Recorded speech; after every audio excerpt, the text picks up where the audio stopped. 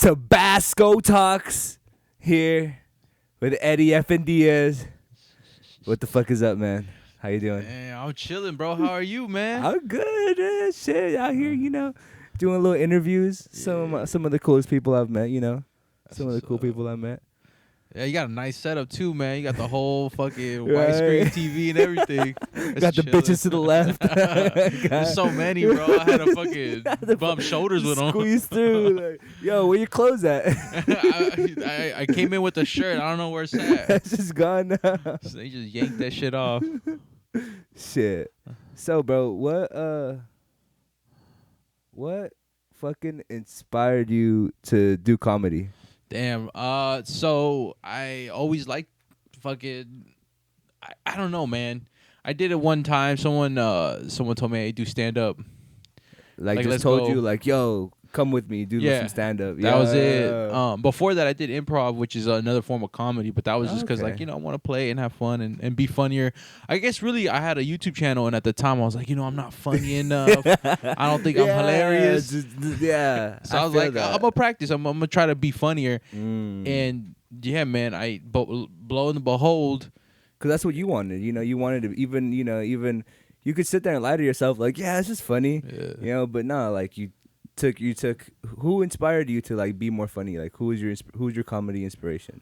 I as far as favorite comedians, Ari Spears is one of my favorite comics, but I do feel that I was meant to be an entertainer. Oh, okay. Again, going back to being on YouTube, I was like, I need to make this shit entertaining. Yeah. So I did improv to be funnier, and I started really falling in love with people laughing at the shit that I said. It's addicting, yo. Yeah. No, it's a nice ass feeling. I've gone to a couple of your open mics, and like, you're always funny and shit. Thank you, man. I practice, you know what I mean? I really do practice that shit, because when I first started, man, my jokes didn't hit. I didn't even know how to set up a joke, and I still don't. But I'm like, fuck it, let's getting go. a little better, getting more laughs, right? Like, oh, fuck, this is working. It's working, bro. Try my best, whatever. Shit. Yeah, but yeah, man, that's where it all started from. Just trying to be funnier, and now it's like it's crazy because, I've been in this like if we're just gonna be honest, I've been in like this little depressive state recently where I'm like, fuck, I gotta make money, I gotta do this, I gotta do that, but I gotta do the life simulator. Yeah, you know what I mean? I gotta pay for that shit, and I didn't even ask to pay for it. Yeah, exactly. But shit was been tough, and like you can't really make money off of stand up the way you would think. You don't get no fucking minimum wage doing stand up. Bro. So it's just you laugh. People buy some. People. Do you sell shirts or something? Or like, what's the deal with that? I mean, even then, it's like how do other comedians make like a little money? Bro, that's such a hustler mentality. I know fools who sell fucking lighters. Yeah, with their face or something, like their name. That's tight, dude. Dude, this one fool sold coffee. This fool sold coffee. A comedian selling coffee. Like, I got $10 coffee. $10 coffee? Where? In L.A.? Yeah, he's from, I think, Gardena. But he's like a Starbucks. You know how they have the fucking little baggies? Yeah. Just like that. Oh, he's shit. like, hey, $10 right here, and whatever gets you to get there. Yeah. I mean, he sells 10 of those. He's chilling, Yeah. like for the rest of the day at least. Yeah. So I mean, really, it comes down to like, if you want this, you got to make it happen. Yeah, definitely. That's the hard part sometimes. Shit. Who's some of your old school comedian favorites that you grew up on? Hey, if I'm gonna be completely honest, bro, I didn't watch. You didn't watch comedy growing up like that? No, I watched Whose Line Is It Anyway? Stuff like that. That one's good. Drew Carey. Yeah, he's a funny cat. That sort of comedy was what made me improvisational. Yeah. Okay. Yeah. It's fun. Yeah. That's what it was. It wasn't like serious. And then when I started getting into stand up, I started watching all these other comics. Yeah. And bro, just the words that they say and how they say it, I was like, man, I could do that shit. And, I could be that. That's me, bro. That could definitely be me. Easy. And now I know I still suck, but fuck it. You know what I mean? I'm gonna practice. Hey, you're traveling a lot for comedy right now, aren't you? Yeah. Doing a lot of traveling. Where have you been recently, and where are you going? Recently in the past couple months, I haven't really gone too far out, but last year, this is January 2022.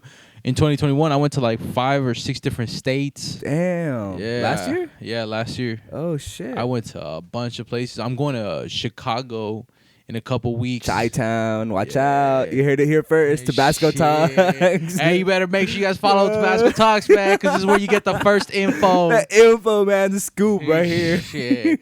Yeah, man. That's cool, though. It's crazy. They're flying me out, bro. Oh, someone's flying you out to go perform? Damn. I'm glad I got this interview in before you got famous, bro. Yeah. This is like 10 years, man. Look back at it. This is where I got famous. Chicago. Damn. Well, do you know the place you're performing at over there? It's going to be like a house show. House show. Oh, dude. Yeah. Damn. Don't you do like some type of stuff like that? Like you throw your own events? I've done a couple shows I produce. And that's the thing too. It's like I feel like with anything that you do, whether it's music, comedy, or fucking art, if you really want to make it, you gotta set up a show. You gotta set up something, because then that's how you get people in. Yeah. You know what I mean? So get the ball rolling. It's just crazy, and I met this guy through another comedian, and it works out. So it's crazy. You just networking and putting that work in, man. Yeah, dude. It's no Hustling. joke. Yeah. Are they paying you for the fly out, or it's like you get paid with the flight and the chill in the room and all that? I get paid with the stay. I mean, I gotta feed myself, but okay. I mean, fuck it, bro. Like, who else is gonna pay me to fly to Chicago and get me that trip? Yeah, you know? honestly, high key. Yeah, I gotta take the opportunity. You know, and it's okay with being broke for a little bit. You know, to follow your dream. Yeah, like not having the money in the bank right away. Yeah, that's what I'm learning, man. That sometimes like I'm a creative individual. I wasn't designed to fucking. I can hustle, and I chase things, but when it comes down to it, I like art. That's who I am. So it's like I'm learning to make that dollar. Yeah, and that's a skill that some people are just born with, and I wasn't. Yeah, I fucking wasn't. Straight coming out selling ice to Eskimos. Yeah, it's coming out the womb. Selling fire to Satan. Bro, shit. I was like, I'm gonna get into stocks, and like today I lost $900, bro. I fucking hurt, bro. No, what the fuck? What did you invest in? What was it? What was the L, bro? I got a contract for Microsoft, because Microsoft was going down for weeks, you know, shooting down. Didn't they just buy all those games too? Yeah, they bought, I think, was it Activision or something like that? Yeah, Blizzard. But then they also had their earnings call, and bro, like all week it was going down, and I was like, all right, I'm gonna get a put option where I'll make money if the stock goes down. Yeah. Fuck, dude. It shot back up. It shot up, and so I lost that contract. I still have it. And I'm thinking, you know what? I'm just gonna hold on to it. It's already fucking zero. What goes up might come down. Yeah, exactly. So I'm just like, you know what? Wait. And even if I make some money back, but that's the game. That's the game. It's give and take, man. Like I used to go to the casinos a lot. The stocks are just like the fucking games they put there. It's like it's a flip of a coin. And if you want better odds, the harder the game is. Like it's all set up particularly in certain ways. Yeah, I feel that if you watch the markets and you really, watch the news and stuff, you could really, because there's motherfuckers that go to the casinos and make a bunch of money. There's motherfuckers that go to the stocks and they make millions. Like it's just like fuck. And why not? You know what I mean? Why the fuck? I mean, that's what they're good at. They're good at, it's like, I think human patterns, right? It's all like patterns. Yeah, so that's psychology and all this bullshit. I'm like, fuck. Writing jokes and shit. That's why I'm better at art, dog. I just fucking, it's simple. That's good that you see comedy as art, though, and not just like something else, You see it as something that has the potential to affect others. Yeah. In that way, I didn't like when people say that it was therapy. Like, people use that as therapy because, like, it makes sense, but it's like, I don't want to hear your problems. I want to hear your jokes. Yeah, and if you could intertwine them and make them kind of funny, man, then you're a good comedian, But some people just don't have that. They just want to go up there and fucking say their shit. Yeah, like, oh yeah, I fucked up, I did this. Yeah, and like, it does. It feels good when you got someone fucking laughing with you. Yeah, in the sense that, like, you wrote a good joke and that shit is just like, it slaps. Like, you took the time, you sat there, and I think the key to a lot of good comedy is callbacks. To me, like, if I ever do write a special, it'll just be full of just callbacks. I feel like that's like something too. they want to hear it again. Like when you bring it up again, they're like, oh, I remember him saying shit, that. That's so funny, bro. One-eyed Willie. Like, I don't know.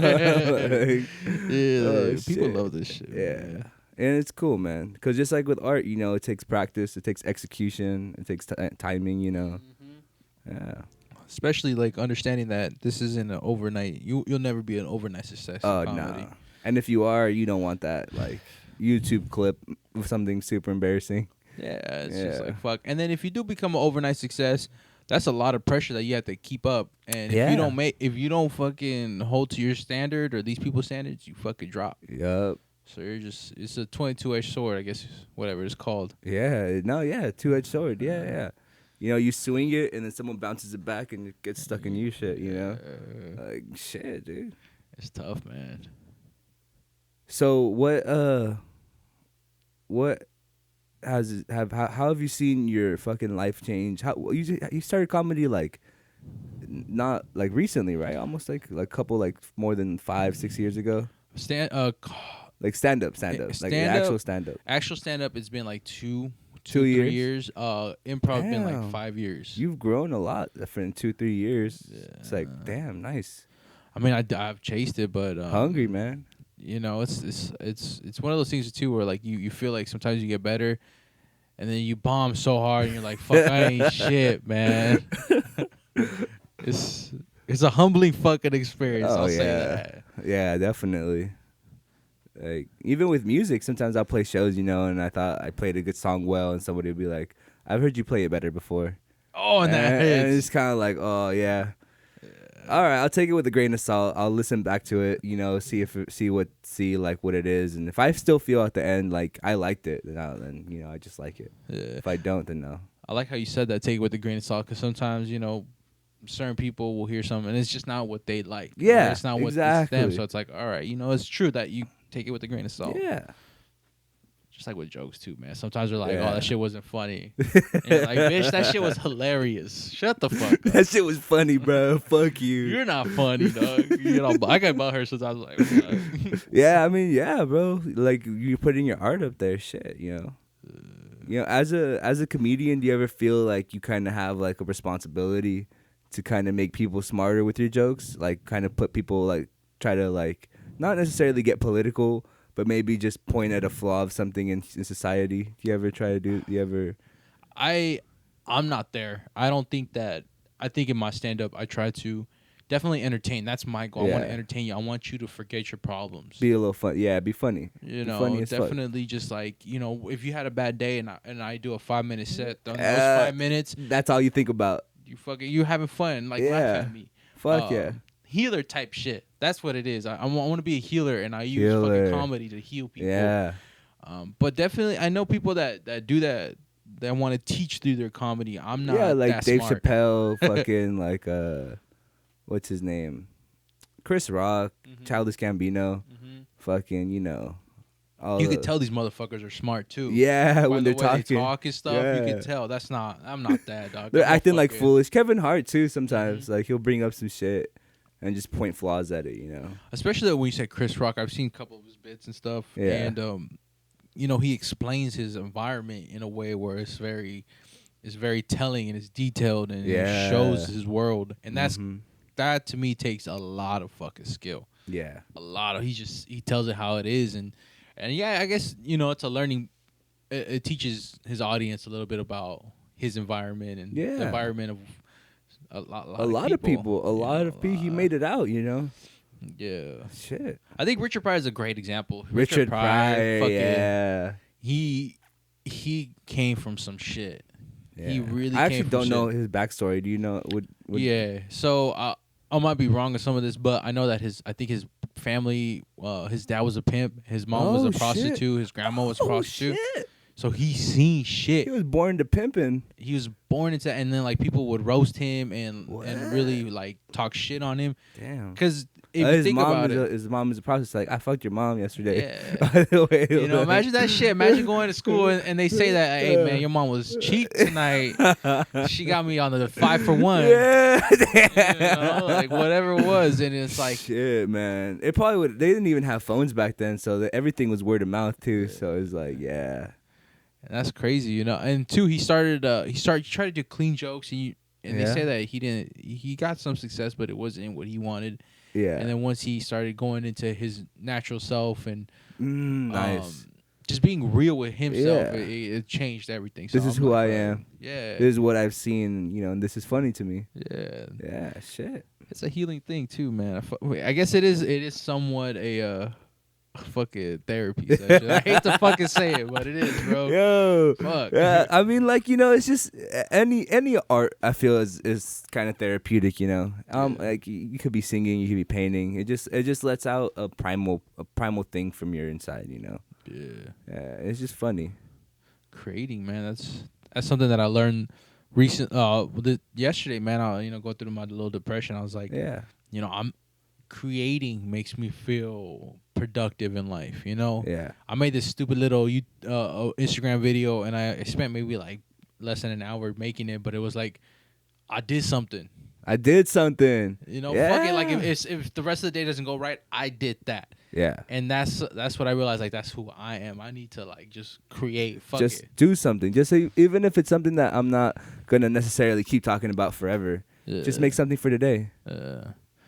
Yeah, I see you have fucking art all in here too. Yeah, I got high as fuck making that off the fumes because it's the clothes in here. So I'm like, and I look in the mirror, my eyes are all red. I'm like, what the how the fuck am I so fucking high right now? That's crazy because I did this shit to my room too. I fucking tagged that shit up. I tagged up my closet. Fuck. But we painted over it because so my family was like.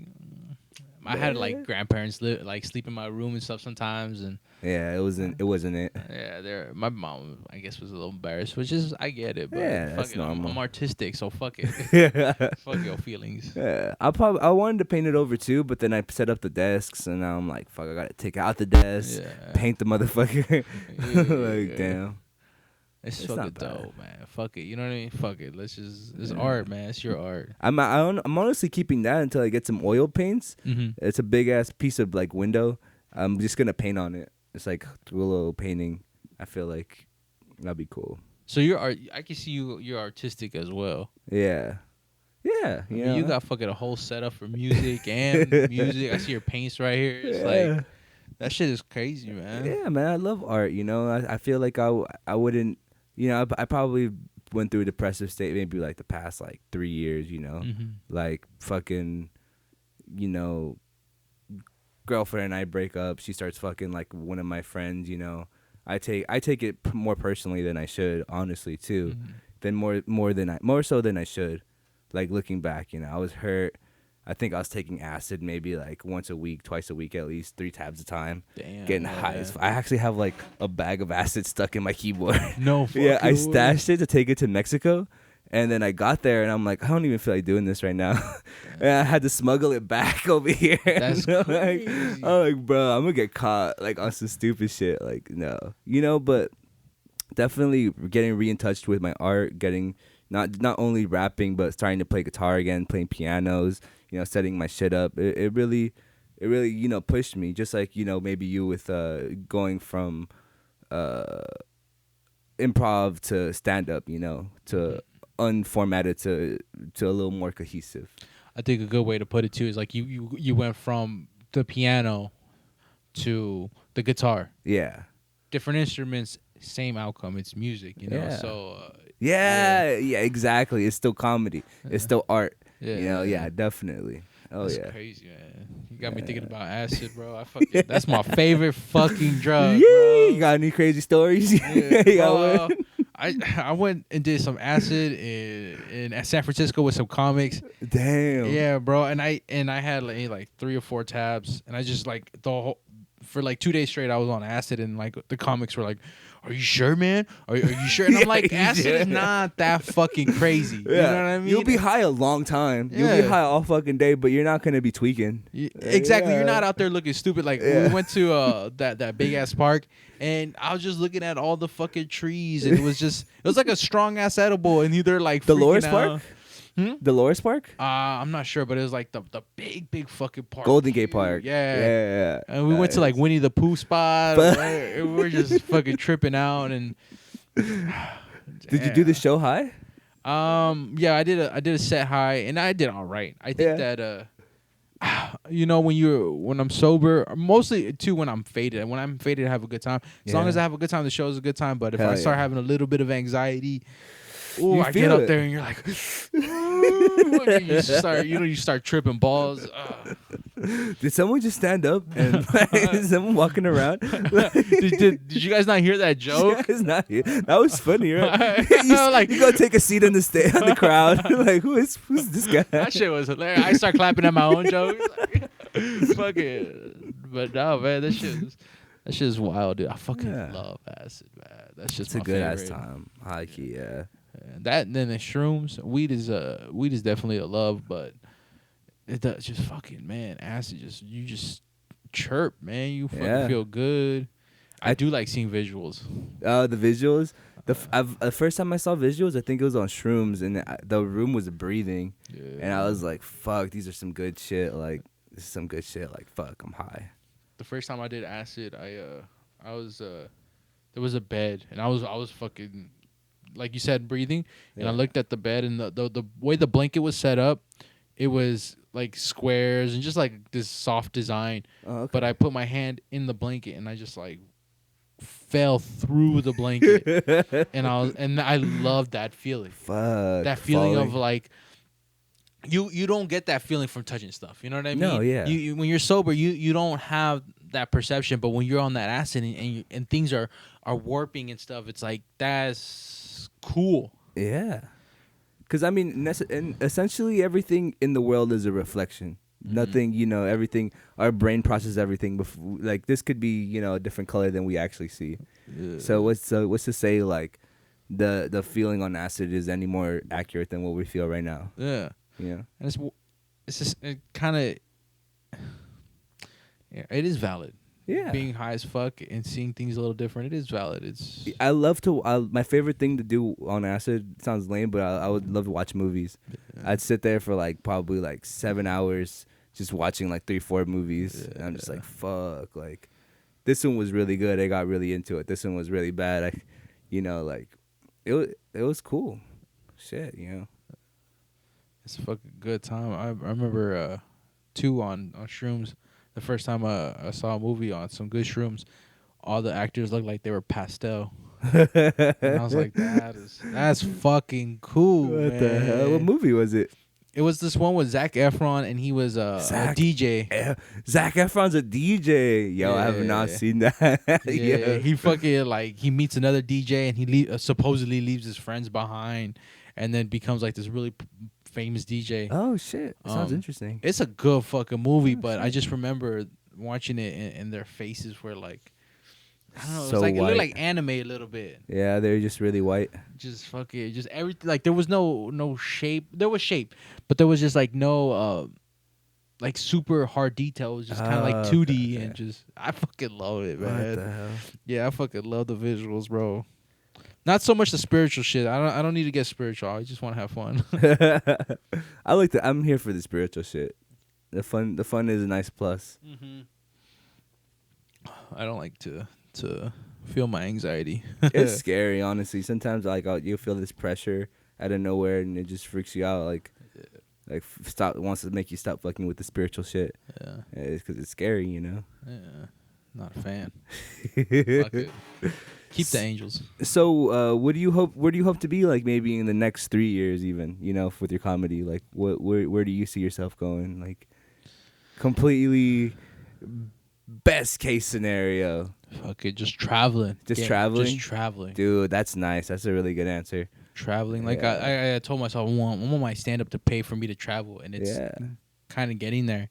I know that it takes 10 years or so to really make good money off of it, so I'm not worried about the money. But if it pays for me to travel, that's already paying pretty well. I mean, tickets are expensive. Hell that's yeah. $2,000 coming and going if you're going somewhere far. Yeah, and they'll fly me on Spirit, which I'm fucking fine, dog. I love Spirit. EddieFNdiaz is okay with flying Spirit. You hear him. You heard it here. Fly this fool out. Get him there to the show. I don't give a fuck, bro. I'll wear the same fucking clothes always. I'll bring a backpack and that's all I need, bro. Yeah, with some food and it's like, I just got the clothes on my back. Yeah, I'm about to go do some jokes. Be stupefated on the plane. Shit. Can you carry weed on the plane now? Out of LAX, yeah. Yeah. I don't think they check for it, and if it's excessive, they might ask you to throw it away. But they're more not than gonna like an ounce or something. I hear a lot of people like that's the max. Just if you take an ounce, that's it, no more. That's it. But I mean, I've taken about like a quad and shit. Not a quad. 4 grams. Not 4 grams. Fucking 2/8. Can't think right now. now. 2/8. QP? Is that? No, it's not QP. I don't think so. No, QP's more like a pound, almost a pound. Yeah, a quarter ounce. Quarter ounce. Oh, quarter. Just quarter. Yeah. So quarter ounce. And then with some fucking wax, a gram of wax. Damn, I thought wax was like more illegal or whatever. Is that like a level 3 narcotic or something? Yeah, because it's fucking, they make it or whatever. Yeah, it's processed or all that bullshit. Yeah. Honestly, the easiest way is just to buy some edibles. Yeah, some the edibles. And just put them in the bag. Put them in the regular bag of gummies, right? And just be like, yeah. These are my snacks, man. Yeah, I need these. I fucking got low blood sugar. I got low blood sugar. That's a good one. It's my fucking medication. Where do you hope to travel? I could see you honestly going to like Saudi Arabia and performing for like a prince. You know? And I would party with that motherfucker. Yeah, I'd be like, let's get it. Yo, son. like, where's the lion room? I know you got a lion room. I'd fucking lose a hand trying to pet him and shit. Oh shit, get a picture of me. Ah! And that's the thing too. I would still use that as a joke. You know, be like, look, some motherfuckers. You ever party with the fucking prince? You ever party with the prince, man? Shit, you gonna lose a hand. Fuck yeah, dude. I want to go to Europe. I want to go all over. I want to backpack through Europe and just see what stand up I can get done out there. That's cool. And I think they're a lot more open minded with their jokes too. Yeah. Like I think they're I've seen like some European European stand up comedians in their shows, and they talk about some fucked up shit, you know, but say some fucked up shit and it's cool. Everybody laughs. Yeah. They're a little bit more open, huh? Yeah. Yeah, and I want to go to fucking, what do you call that spot? Amsterdam. Amsterdam. I'm a fan of drugs, bro. Not hard shit. No fucking needles. Don't give me that shit. But shrooms and acid, I'm down. So 420, I'm in. 420. I did ketamine for the first time. I've not tried that. You did it recently? This was like maybe like 3 months ago. Oh shit! How was it? What was I fucking like it. I fucking like it. I thought it was coke. I thought it was coke, and I was like, ketamine's white, right? It. Yeah. I'm thinking of mescaline. The drink one. Yeah. I want to do that too. No, so you gotta inhale it or something. I think you gotta like breathe it in. Oh yeah, I don't know. I've never tried I've been wanting to try mescaline. Ketamine, that's a horse tranquilizer too. Yeah, it's like a K-hole or something, right? Mm-hmm. Did you experience the K-hole? No, I didn't take that much. I was scared. Yeah. The guy had this baggie, and on his neck was like this gold ass little spoon, and he looked at me. Full of ketamine. Yeah, he had like a little baggie, and he's like, "You want to hit that?" And I thought it was coke, and I was like, I didn't see nobody die. Right? Everybody was hitting it, so I was like, okay, if no one's hitting it, then no one's died yet. So I hit that shit, and I fucking felt the drip. That's the first time I was like, oh, what the fuck? That's a drip. Cleaned up, and like it's just like what? And I fucking. Bro, it's an opioid. I'm not sure. I have no idea because that was the first time I experienced it. Yeah. Yeah. Damn. Opioid. But dude, you know what I really want to do? I want to buy you know those cactus. This motherfucker, the ayahuasca. That's the shit, bro. I want to buy a plant and raise it. Yo, I think they're illegal in San Pedro to buy. Yeah, it's like illegal to cut it open. Yeah, it's just like stupid. It's like well, fucking our ancestors were using that shit. Yeah, fuck out of here.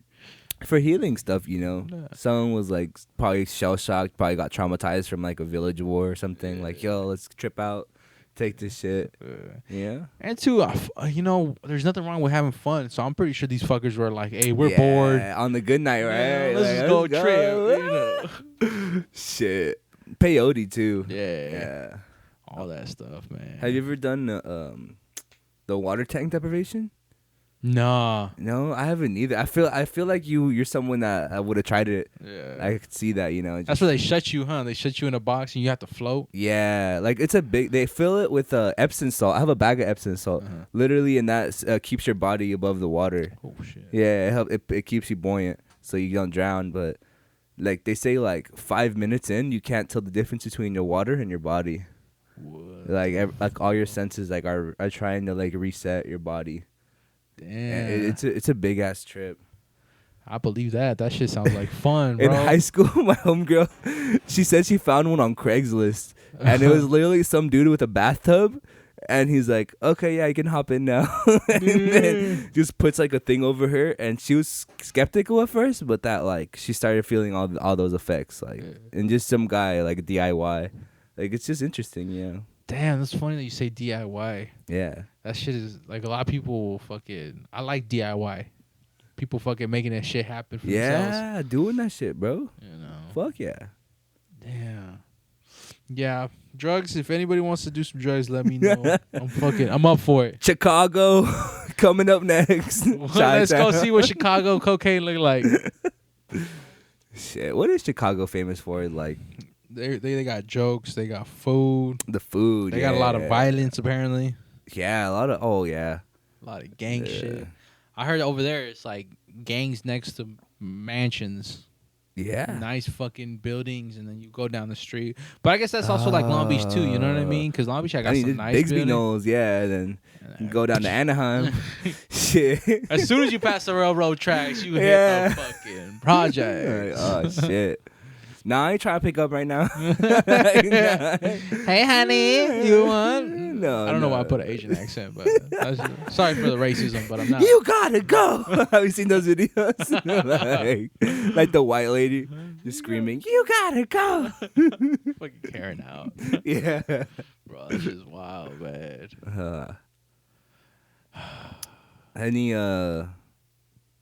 Any upcoming projects or anything? Yeah, you got anything in the books you want to talk about? Man, little projects, bro. I'm trying to make a 1-minute video every day now. 1-minute video. Where can we watch that? You watch it on Instagram at EddieFNdiaz. There it is. I put my stand up on YouTube. Same shit, you know, EddieFNdiaz. EddieFNdiaz. I'm gonna link it. It's gonna be in the description and bio. Hey, click that motherfucker. Click that motherfucker. There you go. But no, I think the next thing is probably find a location for my open mic and throw a fucking comedy show. Yeah. You know, dude, if I'm being completely honest, the last comedy show I threw, I only sold 2 fucking tickets. Fucking 2 tickets. How much are they? They were, I think, $10 at the time. $10, okay. And then I sold alcohol, and I had like 8 comics and just two audience members. Fuck, where was that at? It was in Orange, and I think that was an issue. The place in Orange. Yeah. It was just too far. I couldn't promote it as hard as I wanted to. Yeah. But yeah, bro. If I did it in Long Beach, the first show I've ever did, I sold out. Really? No standing room. Yeah. Oh shit. And so I got cocky. I was like, a little cocky, yeah. I could do this shit. I could do this shit in Orange County. Fuck it. I can do this shit in Orange, man. Psych. 2 people. Was it like a weekend or like a weekday? Yeah, it was a Friday night. Damn, no excuses. I'm sorry. Does, bro. Sucks, dude. Hey, it happens though. It's a humbling experience, you know, humbling in a different way. I mean, dude, it was like I think 2 months ago, December 3rd, and I'm still kind of reeling from that. Like, I'm like, should I really throw another show? Should I try? I lost in Long Beach, fucking money, bro. Oh, you paid for it? How much did you drop? Like a rack? No, I was like, I bought all the alcohol, so it was like a couple $100, and then I paid for advertising. Oh, so I lost another $100. So altogether, I lost like almost $300-400. Oh shit! That's not the worst. Yeah, it's not. It's not the worst. You know, it's definitely an L. Fuck. It's more of a ego or like a personal hit than a fucking financial one. Definitely. But I mean, $400 is nothing. $500 ain't nothing to sneeze at either. Yeah. At least I didn't have to rent because I did rent that spot that I had my first show, and because I couldn't get my audience's fax card, they dropped me.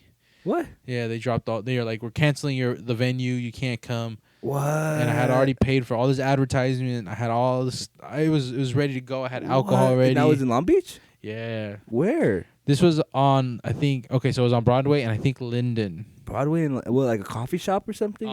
It was like a paint house. Paint house. Yeah, so they would have paint and sip nights. Oh, I think I've driven past that. It's always dead. It's always empty in there, bro. Right, I'm like, you fucking, you drop me and fuck you, fuck you, lose bro. money. That's just always like I'm driving by and I'm like I've never seen anybody sipping and painting. Yeah, it's like, fuck you guys. Like, damn, that's dirty, man. But it is what it is. I mean, keep going, man. Honestly, if you have a Long Beach event, I'll pull up with the homies. Yeah. You feel me? Yeah. That's why I love this city, bro. I want to live here, and people are like, "Why don't you move somewhere?" It's like, yo, Long Beach is fucking community, dog. Yeah. Especially when you take care of your friends, your family, and people around you. Everyone shows up, and so I don't want to lose that. Yeah, and that was a hard thing for me to learn too. You can't just expect it. You gotta do shit for people, and they'll do shit back for you, and do good business. Yeah. I feel like that was something, like not trying to always come up on the other person, like, oh, I bought this for 40, I'll sell it to you for 80. Yeah. Like just buying something for 40, like, you know what, bro, just give me $10 for driving, $50, boom. Yeah. Like instead of always trying to get that double, that triple, that quadruple on the homies, not even like on a business, on the big, on a big check or something. Yeah, and I feel like too it'll come. Yeah. I'm also learning. It's a lot easy. It's not easier, but it's a lot better to sell to a lot of people for a lot less than to try to sell to a couple people for a lot more. Yeah, definitely. It's like, fuck, all right. It just doesn't make sense. Yeah. I don't know. I heard a really good, I was doing Uber and people, Tabasco Talks does Uber. Yeah. Fuck it. That's money, baby. Yeah. Fuck it. Shit, bro. But now I was driving this old cat from the hospital back to his house, and he's like, yeah, man, there's this homeless guy. I used to talk a lot of shit to him. I used to be like, you fucking bum, yo, like loser, and I grew up with him. We used to be friends. And then when he died, they found $1 million under his bed, like in $1 bills. Like this dude would go around asking people for money, and he just had all this fucking money laying around, and like it was a trip. You could ask 1 million people for $1, and you'll probably get it faster that way. That's a fucking good point. Yeah. And that's a trip. Sometimes you don't know who the fuck you're talking to. Yeah, exactly. You really don't. That's crazy. Yeah, he would just pay like his bills and shit. Buy like wouldn't buy anything fancy. Couple noodles, just living in his mom's house. I think she passed away or something. Yeah, like being cheap as fuck. Yeah, which is just fucking a secret to fucking wealth. Yeah, that's a real big secret. That's a hard part that I learned. I like nice things, man. But you can't have it all. I feel that. I mean, shit. The setup we're using probably ran me like 125. Not including the computer. That's not bad. You got it all used or new? Yeah, offer up, bro. Offer up, bro. Dude, it goes up, dude. I bought the moped there. Yeah? Yeah. They got fucking... Yeah. On that offer up. You heard it here, offer up. Shoot a sponsor. Shoot us a sponsorship. Pay this man, please. Yo, you heard it, man. Fuck. I fucking love offer up, bro. It's really good, dude. Like, they actually fucking they always got exactly what you're fucking looking for. And too, a lot of people just want to get rid of the good shit that they got. Like, they don't use it. I found a guy who was selling what was it, a GoPro 9 with like a mod with a microphone and shit. He wanted 270. He's like, you know what, 210. And I was like, fuck, I didn't think he would go that low. I couldn't come up with that much money at the time, but I was like, that's insane. This guy was willing to let it go because he was like, fuck it. I don't use it anymore. Yeah. Yeah. That's what the. Yeah, exactly. Yeah. He's like, I don't need it. I'd rather make some money off it than just let it sit there.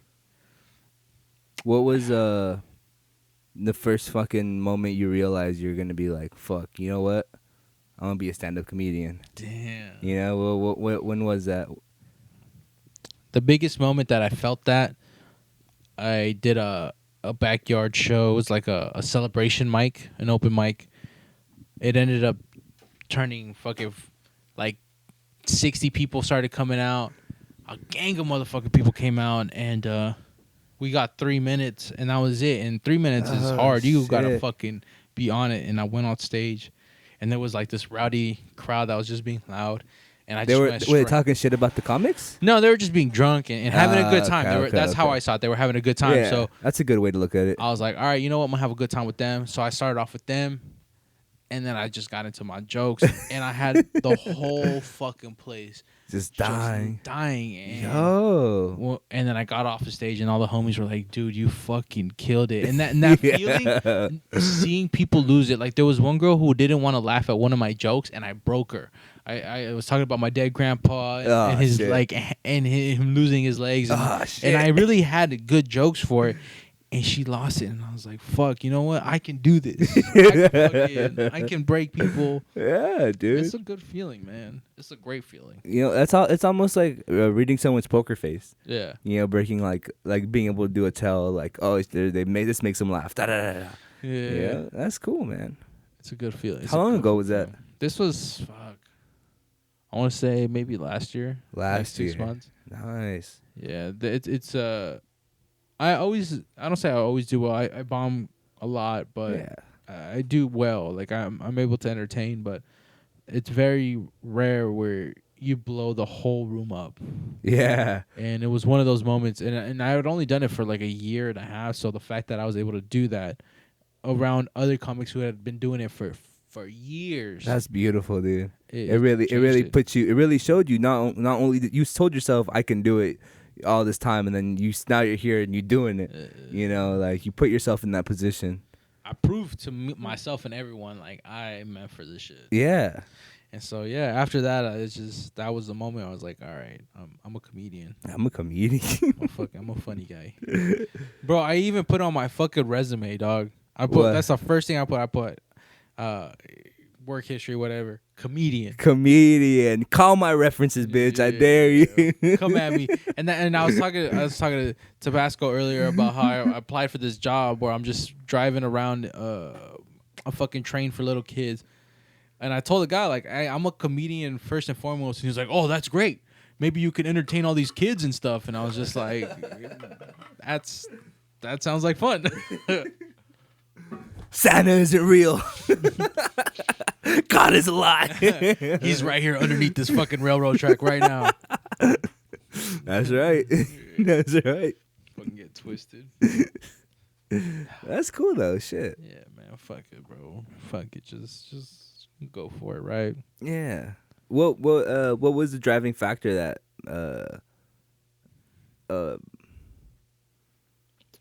to really make you want to like polish your art? And you know, was it that moment also like that made you feel like, oh, you know what, I'm really gonna sit down, I'm gonna write these jokes, I'm gonna polish them, I'm gonna try them out, I'm gonna host shows, I'm gonna do everything I need to do? What was the driving thing that made you like, I'm gonna do it all? I think that I'm very obsessive when it comes to things that I want to do. Yeah. And it was like steps on a ladder or whatever. Yeah. You take that first step and you're like, fuck, okay. Well, the next step is right here. Let me take it. Yeah. And then you progressively like, okay, well, I can throw a show. Let me try it. Yeah. I remember when I first did it, I was like, I looked at this app where I was renting out the venue and I was like, this is the moment where I decide, am I going to do this or am I not? And I was like, all right, I'm going to put my money on the table. Ooh. And I did it.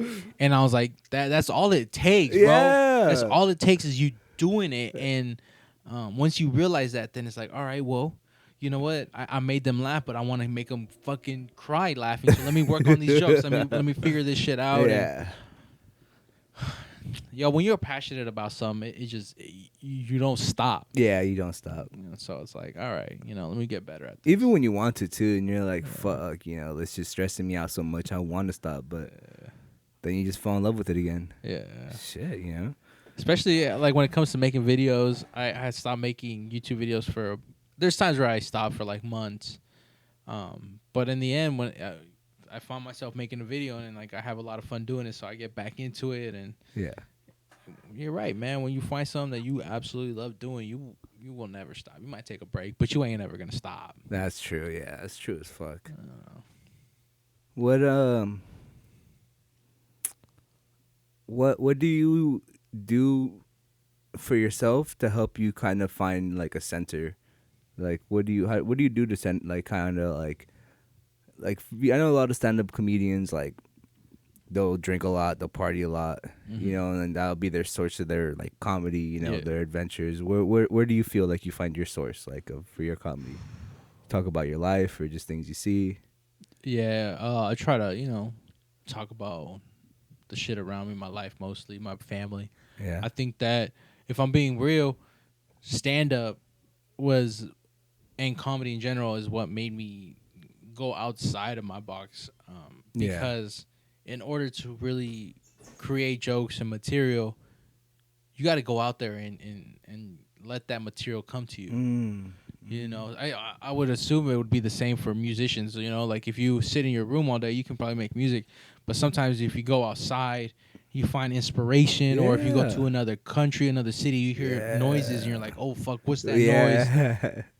That's how you develop better personally and artistically. And so that's what comedy has done for me. It's allowed me to live my life more fully. Damn, nice. So not only it helps you even, Yeah, I really am scared of people, of crowds. I used to be really social, and then something changed where I was like, I don't want to be around people. Actually happened, or you just kind of like a mind change? I think the big thing is like I had my brother was born when I was in high school with Down syndrome. He was okay. So I was like a junior, and so I grew up kind of helping raise him. Yeah, being a big brother. Yeah, with a little extra. Anytime when you put a kid with disability into a family, like he will make the rest of the family somehow retarded. It's just how so? True. What do you mean? Okay, so when I interact with him, it's not normal. It's not like I could talk to him whatever, but it's different. He's different, and you kind of have to work with whatever disability that this kid has.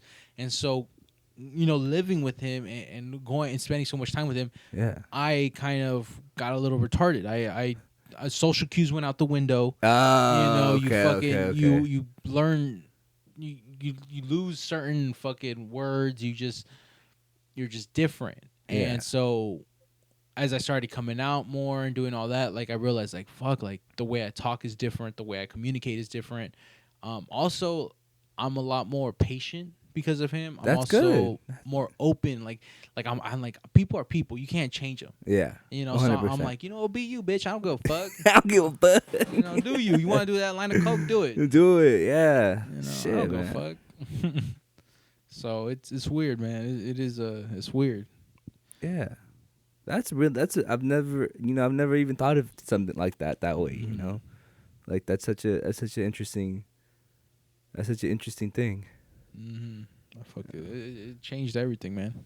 Yeah, man. You heard it here first. EddieFNdiaz is a kind, patient man. Shit. You can try to start a fight with me, but I'll just put my hands up and be like, hey, dog. You're tall, too. You're tall as fuck, right? Yeah, you're like 6'1", 6'2". 6, and then when I'm laying down, I'm like 6'4", 6'5". So, what started your love for marijuana? What's the story behind that? When's the first time you ever, little Eddie tucked up? Shit, I was 18, fresh out of high school. Shit. I went to kick it with one of my homegirls, and she brought me to where her homegirls lived. So I was in a room with like three bitches, 3 chicks, and they're like, "Let's smoke this joint." So we passed it. First time ever getting high. First time ever getting high was with a bunch of chicks. All of them were chill. Nothing happened, but it was just like it was a. That's interesting. It was interesting. So I got high and I was like, I don't feel this shit. And then we went for a walk, and I caught myself laying on the fucking sidewalk, bro. Yeah, just watching the clouds, bugging out, like, in the middle of the day. In the middle of the day, and I was like, I fucking love that, dude. I love that. And then as I got older, I couldn't smoke no more, and then I got to a point where I was just like, again, depression, man. Yeah, why'd you stop smoking? Work or something? Parents were like, if you fucking do this, we'll disown you. Yeah, you gotta leave. You gotta get the fuck out. Yeah, move on. That's a real Mexican like type of way of looking at it. Yeah. Oh yeah. Old school fucking Mexican. Yeah. But yeah, after a while, I realized like how much it made my life better. What, smoking or? Yeah, just smoking weed. Just how much more relaxed I was, more open. That's good. So yeah, man, fuck it, I love weed. You know, so a lot of people smoke weed and they get the exact opposite. They go closed. You know, they shut down. You know, so but everybody works differently. So that's good. It's good that you know what works for you. And too, like sometimes I'll shut down, but if I'm high and I'm going out somewhere, it's like I'll more likely go out because hey, you know what? I'm faded. I'm down. That's what I'm saying. When I get high, I'm down. I'm down. I'm just down. I'm down as fuck. If I'm sober, I'm like, I don't feel it. Not right now. But if you get me high, let's go. You got a blunt?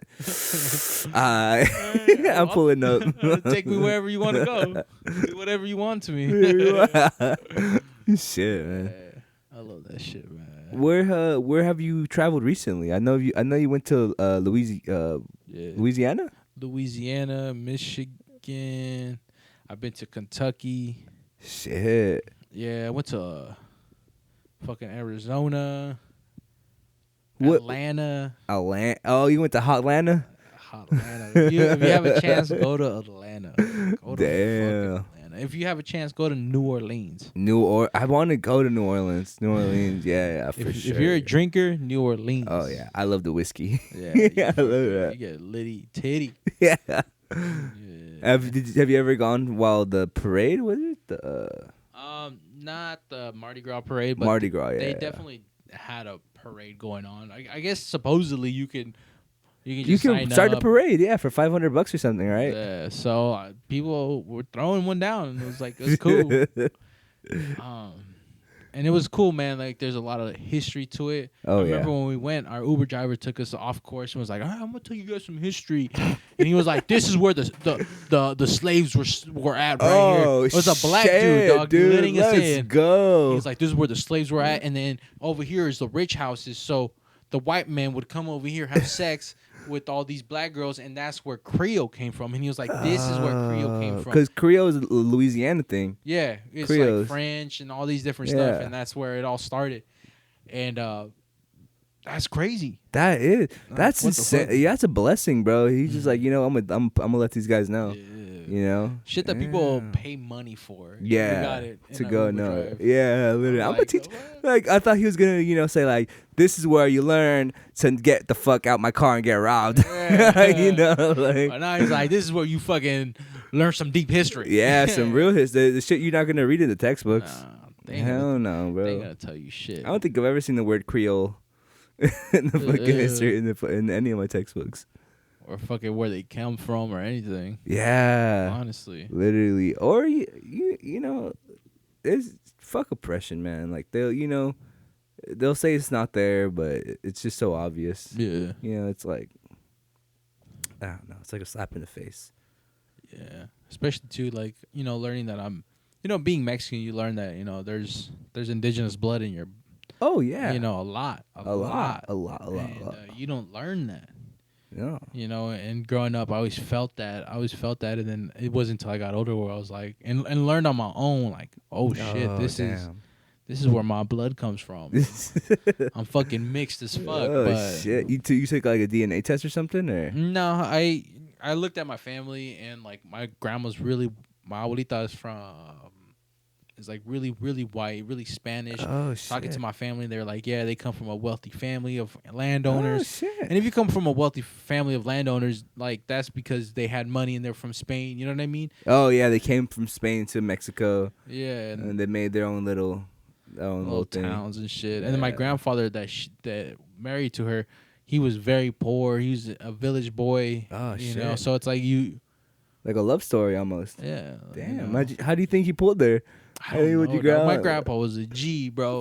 He probably dressed fly as fuck every day. Because everybody would dress fly as fuck every day back then, He was also a heavy drinker and a partier, so I think he was just like very social, very like, hey, what's up? Trying to drink, and she's like, ugh, get off my property. Yeah.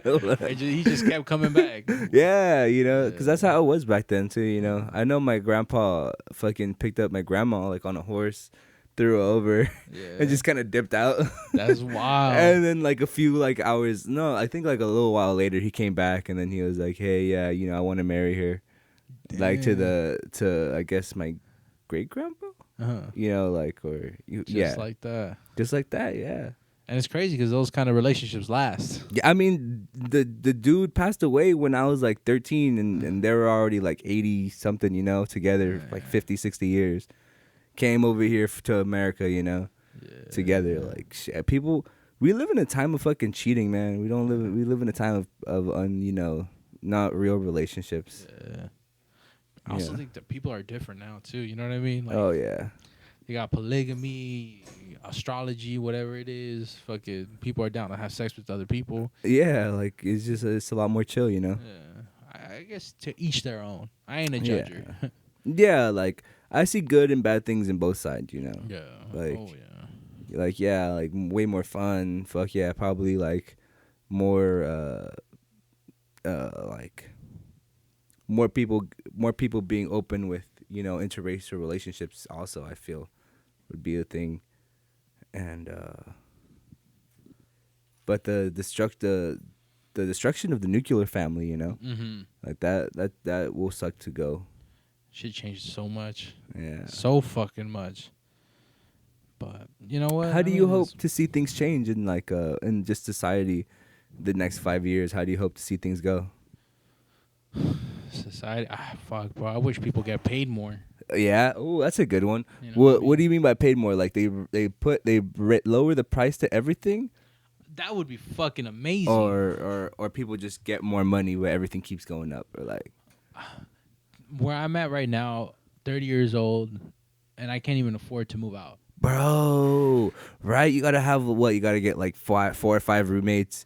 And now you're just living pretty much like at home, but with strangers. Exactly, bro. Yeah. Paying like, and if you pay like $600-700 for the room, it's like, why? Yeah. You know. Like yeah, you could get a full-time job, but it's like, even if you get a full-time job, that's wage slavery or whatever it's called. Yeah, it is a new slavery. You know, it is, man, for sure. Like a lot of people, like live check to check. You know, like it's hard for them, you know, to save up. I think a lot of families, like you know, mom, dad, 2 kids, a lot of those families don't have $400 in the bank account to for in case of an emergency. And that's insane. You know, I was talking to some homie. It's like our parents, they would get a job and they would teach them how to do the job and try to better everybody. And now it's like, if you don't know what you're doing, we'll find someone else. Yeah, we'll find someone that will. No. Yeah, and we'll find someone who's gonna do it cheaper, and it's like, on top of that, you know, like how the fuck are we supposed to buy homes in the neighborhood we grew up with? You know, when they're like $1 million, and fuck, you can barely get a job that pays $20 an hour. Yeah, and it's like it's so obvious that we need like a rehaul or like a just like a reformat of the fucking of just the way things are, you know. But the people who are winning so hard at capitalism, you know, or just like the same people stopping electric cars from becoming the norm, you know, the gas companies, the oil companies, the same people, you know, keeping you poor, so that, you know, well, it's a conspiracy. That's a conspiracy, but you know, like I feel that. You know, I like capitalism in the sense that you can get paid for what you're good at, or you could set your own marker. The hard part is they don't really teach people how to do it. They really prepare people to have a job. There you go. That's the needle on the head for sure. Like, you know, before my generation, it was like go get a good job or go to school, get a good education, then you get a good job. And then everybody started doing that to a point where it's like, okay, a bachelor's degree don't mean shit now. Yeah, you got a bachelor's. That's good for you, man. Now, what experience can you show me? Fucking exactly. Yeah, exactly. That's great. You know, good for you. Congratulations. You had fun in college. Yeah, you got laid a lot. That's good. That's gonna stop because you're gonna be working a lot right now. And bro, I'm fucking like, you know, I'm in debt because of that shit. I'm like, you know what? Man, fuck that's just no joke. The debt is no fucking joke, man. Like, I think that's the only debt that follows you through bankruptcy. Student loan. Yeah. Like, that shit will follow you. Oh, man. And it's like, fuck, if I move out, I gotta make payments on this shit, or they want you to pay the minimum so that you can pay the 20 most. Years. Yeah. Pay the minimum to pay the max to end up paying the maximum. I was doing the numbers, and it's like when I got out of college, I owed $37,775. It's not bad for a bachelor's. For a bachelor's, and it's Cal State Long Beach, so it's not super crazy. Yeah. But if I was to pay it the way that they wanted to, it would have came out to $70,000. Fuck, almost double the tuition. That's what I'm saying, dude. That's what the fuck I'm saying. Like, you remember how I said earlier, like trying to double up, trying to triple up on someone that that obviously like you're borrowing money because you can't pay that shit in full. Like they're just fucking people blindly. Doesn't matter, like that's good that you got your degree, man, but you're gonna be paying this shit off for the rest of your life. And it's like even the job you get ain't gonna be that great. Yeah. Like probably the best chance you have to paying it off in one full go would be comedy, like doing a big ass tour or something, going crazy. Yeah. Shit, man.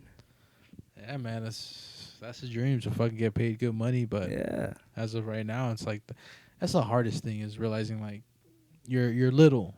Oh that's a big pill to take. Yep. Mm-hmm. Like you ain't shit. You ain't fucking gonna get paid $50 to do a set. You ain't shit. But you gotta go through all that to get to be at a point where you get paid $50 to do a set. Yeah, and it feels I think the last set I played, I got $25. The last and the one I paid set for music, like DJing and shit. Not like just like a cool little 20-minute set. And I wasn't even expecting to get paid. Like this dude's like, "Oh, what's your Cash App? I'm gonna pay you." I'm like, "What? For real? Like we get paid? We're getting paid?" Hell yeah! And it's a good fucking feeling. Especially because everybody's also like, we like the music. You're also gonna pay you. Like, oh, you like both? Like, oh shit, Fucking makes you warm inside. Yeah, man. And the guy who put me on, he's a cool guy. I'm gonna have him on, I think, in a week or two. Nice, chill ass dude. Onimiko. That's what's up, man. Yeah. Man, that's what I'm talking about. When you fucking make those good connections, those right connections. Yeah. Everybody flourishes. Exactly. Everybody's growing. Everybody's making money. And it's so fucking stressful too sometimes. Like trying to like make the connections. But I mean, if you do what you love, I'm sure you've made a lot of connections, right? Yeah. Just playing the sets, That's a big thing, man. Connection. So anyone out there wants to figure out how to do it, just connect with people, network as hard as you can. Boom, put you on game. Yeah. Put you on game. EddieFNdiaz putting you on game. EddieFNdiaz. Shit, I'm telling y'all how it is, man. Get that. If you want to get that money, get that bread, you gotta fucking meet people who do it. Yeah. Figure out how they do it and go for it, man. If you could choose one other art form, what would it be, other than comedy? I wish I could paint, dog. Yeah? Like real paint. I feel like you have the drive, because that's people learn to paint, Yeah. I mean, I wish I had the eye. The eye. That shit that you can learn how to do techniques, you can learn all this shit, but if you don't have the eye that will capture someone else's eye, then it's like, you're just doing it for fun. Yeah. There's no purpose for it. That is super true. There's more self-purpose. Mm-hmm. Yeah, self-realization. Like, I painted this beautiful thing. Oh, shit. But then someone's like, oh, yeah, look, it looks nice. Yeah. But then, someone with that eye, the details are flawless, And, too, I feel like they know what they're doing. Yeah. Like, I wanted to paint this one thing where, I draw a bunch of lines, and it's like, it'd just be fun. But then there was someone who mathematically was like, okay, these are the angles. Everything is just straight, boom, boom, and all these numbers. Yeah. And that amount of detail is what really separated her from my shit that I thought I was doing, So it's like, again, she had the eye. She knew what she was trying to do, and it was beautiful. That's good, man. I mean, just even being around people that do have the eye, you can pick it up a little bit. You can see like, oh, okay, that's what you're doing. Like, everything is learnable. Yeah. That's something I'm a big advocate of. You can learn anything. Everything's already been done. There's nothing in my head that nobody else can know. Yeah, fucking YouTube. Go on YouTube and get it done. Learn. Yeah, exactly. Shit. So, you gotta go soon, or? No, I'm chilling right now. Chilling? Yeah. Okay, cool. All right, let me ask you some more questions. Yeah, I'm just wondering. I'm like, fuck. I wonder if this guy got to go soon. No. I'm chilling, bro. I came here with the intent of entertaining. All right. Let me look up some more questions here. Yeah. Just checking my stocks real quick, seeing how much more money I'm losing. Bro, that shit hurt me when I bought it and the next day it went up. I was like, oh, my dick hurt. Microsoft, dude. Microsoft, bro. I feel like Bill Gates, is that him? Billy Gates? Yeah, Bill Gates. Billy Gates. Billy Gates, Billy the Goat Kick. Billy Mays. Yo, Bill Gates and Billy Mays should come together for like a waterproof like cell phone or something. I could see that. Like, he would sell it so good too. Billy Mays here with another Microsoft product. Fucking white powder on his nose. Right. Both of them. Wait. Which one was the guy who got in trouble for like biting off like a hooker's tongue or something? What the fuck? Yeah, the ShamWow guy, the skinny guy. No way. Yeah, dude, you didn't hear about that? No. Dude was like drugged out. I think he bit a part of somebody else's body off. It was like a hooker. I'm not sure if it was a tongue. But he like coked out of his mind. Yeah, like tripping the fuck out. Yeah. I wonder how much he paid for her to do that though. Hey, I want to bite your tongue off. Oh. That's $1,400. No, it has to be a little more. Bite someone's tongue off, probably like $5,000. Yeah. You know what I mean? Like, I'd consider it for $5,000. Yeah.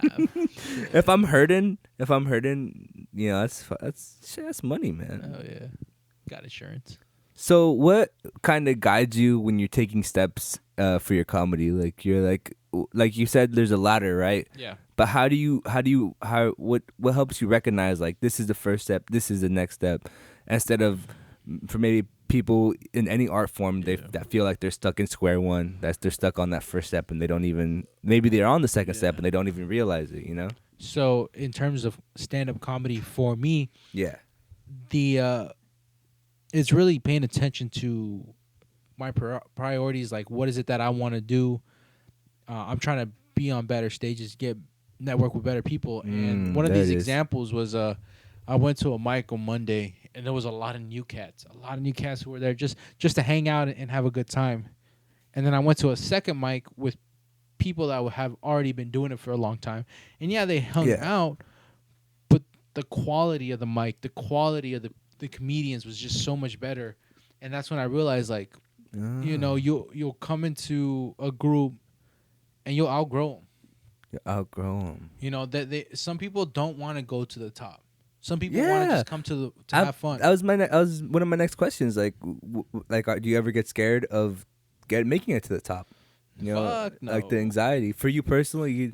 You want it. You'll take the whatever it comes with. Yeah, I performed at the Comedy Store 2 days ago. Nice. And that shit I was nervous. I was so nervous. But the moment that I went up there, it was gone. And living in that moment for 5 minutes, I would rather entertain and bomb in front of people like 50, 60 people than to try to make 12 guys laugh. Yeah. Like, I'm here for the fucking the numbers. Yeah, you know what I mean? And quality. Like, when you... Here's the other thing. If you go to open mic and there's 12 dudes, for sure half of them are not paying attention. They don't give a fuck. They're just there to have fun. They're there to they're drinking to two drink minimum or whatever they have at the fucking, you know, just fucking there to shoot the shit. Yeah. Going to the Comedy Store, motherfuckers are paying to hear your comedy. They're ready to laugh. Yeah, they're there to because that's what they love. They love to laugh, you know, and you love to make people laugh. And it feels fucking better. Yeah. So whenever you want to do something, you start analyzing the group or where you're at, and I think you're gonna look for better always. Yeah. But if you're content in where you're at, you ain't gonna grow. Oh damn, that's the message. It's okay to want more. You don't have to always be okay with what you have. It's okay to want more. Do you feel like in your recent times that you have outgrown a group or anybody or like that? Do you feel like, you know, you're on, you know, like you see the steps, you take the steps, and then maybe without even thinking about it, you kind of left some people behind? And what did that look like, if yes, you know? Yeah, I think that's the situation I'm in. People. Okay, so I do run this mic, and during quarantine, it was popping. Yeah, I remember. I went. Yeah, nobody has shit to do. But now that all these clubs are opening up, no one shows up to this mic no more. Oh shit! So I get like yesterday I had 3 people, dog. Oh, and at one point I had like 30 motherfuckers on the list. Yeah. So that's when I realized like these people are growing out of what I can provide, and that's okay. Yeah, that's fine. That's fine. That's good for them. Yeah, good for you. Blow up. Yeah. It also just means for me I gotta do better now. Yeah. So try a little harder. It's the same thing, when you come across homies or groups that you realize like, man, I can do better, I can go further. Go for it, chase it. Oh yeah, chase it. I can do better. I can go further. Because you don't want to stay there the whole rest of your life. Yeah, man. As good as it feels, that is super true. As good as it feels being in that little pocket, feeling safe, content. Everything you ever wanted is on the other side of your comfort zone. Yeah. Yeah. Realizing that now too. Yeah. Like fuck, if I really want to make it to the top, I gotta put myself in those fucking situations. Yeah, you gotta be okay with being uncomfortable. Like I remember I was not really the same, but when I first started like making music and shit, there'd be little dramas, little beefs or whatever. But I'd still pull up to the parties. Yeah. You could pull up like nothing's even wrong. Like everything is fucking dandy as fuck. Like I just made $1 million, having fun, getting everybody in a good mood. Yeah. Being cordial. Being cordial, yeah. Being respectful, and like if that the person you have problems with, you could even fix that beef that night. That's what I always try. That's what I'm like. Yo, we could like talk about it. Like I know that for example, like I remember I started dating this girl, but after I kind of like started liking her, I realized it was like a band I knew, like it was his ex-girlfriend. Yeah. So I'm like, oh, I didn't even know, but like we're already kind of in it, like. Yeah. And I remember like just seeing him at places, and I'll just be like, oh shit, like how you been? He just totally ignored me. So I'm like, all right, I guess that's what it is, like, boom, like ignored. Yeah, like it's nothing, like don't be scared to not pull up. Pull up, be yourself, and if you can fix things, fix things. If you don't want to, that's another story. Shit, Don't let other people control your happiness or your fucking future. Exactly. Because if you do that, then you're gonna be fucked. Mm-hmm. For sure, fucked. Because then you're gonna be like, oh, you know what? That guy's there. I'm not gonna show up. Yeah, like they're there. Like I'm gonna stay home. I'm gonna beat my meat. That's why you don't get no bitches. That's how you get no bitches. Because the other guys who get bitches are there. Yeah, like, I'm intimidated. Fuck them. Go get your bitches. Go get your girl, man. Shit. Fucking love it, man. I was stuck in that kind of rut. Like, I probably got out of it this past year, but I just sit here. I'm like, I don't even want to talk to no girls today. Knowing damn well I did. Yeah, knowing damn well. Fucking hide those feelings deep down. I wish I had a lady. I know that fucking feeling. Playing video games and shit. I'm gonna make you my girlfriend in the game. Talk to me. Call of Duty. But yeah, man, that's just wild. So, let's say, like, how can I word this? Let's say, you get everything, right? You become this top-notch comedian. You become this fucking. You're up there. Don Rickles, fucking. Richard Pryor. You're up with these cats, right? Yeah. What would be your ultimate goal now that you have all the resources? Everybody loves your jokes. What would like a movie, a show, a really good set? What would be the ultimate form of entertainment that you would want people to see? Late night TV show host. Late night TV show host. Damn, that's a good one. Like Eric Andre kind of shit, or maybe a little more like not crazy. Not as crazy. Definitely would love to do interviews. I would love to like do pothead interviews. Yeah. Still same shit. Wear a suit, have some jokes. Yeah. Oh, okay. Like keep it professional. Have a band and everything. You know what I mean? Professional pothead. But that's a good name for the show. Like a professional pothead. Yeah, fucking all nice and dandy. Yeah, man. I used to do a radio show. back in college. Oh shit! And I loved at Cal State. Yeah. Oh shit! And just how you're interviewing me and all this, I loved doing that. Yeah, it's motherfuckers good. And just be like, hey, you want to come on here? I fucking love that. And yeah, man, I was like, I could do this shit on TV. And, yeah, I mean, you already proved yourself right once. Yeah. Shit, why the fuck not? I can't. Fucking figure it out now. Yeah. What would your so you'd want to like interview people? Yeah. That's a good way to go about it, honestly.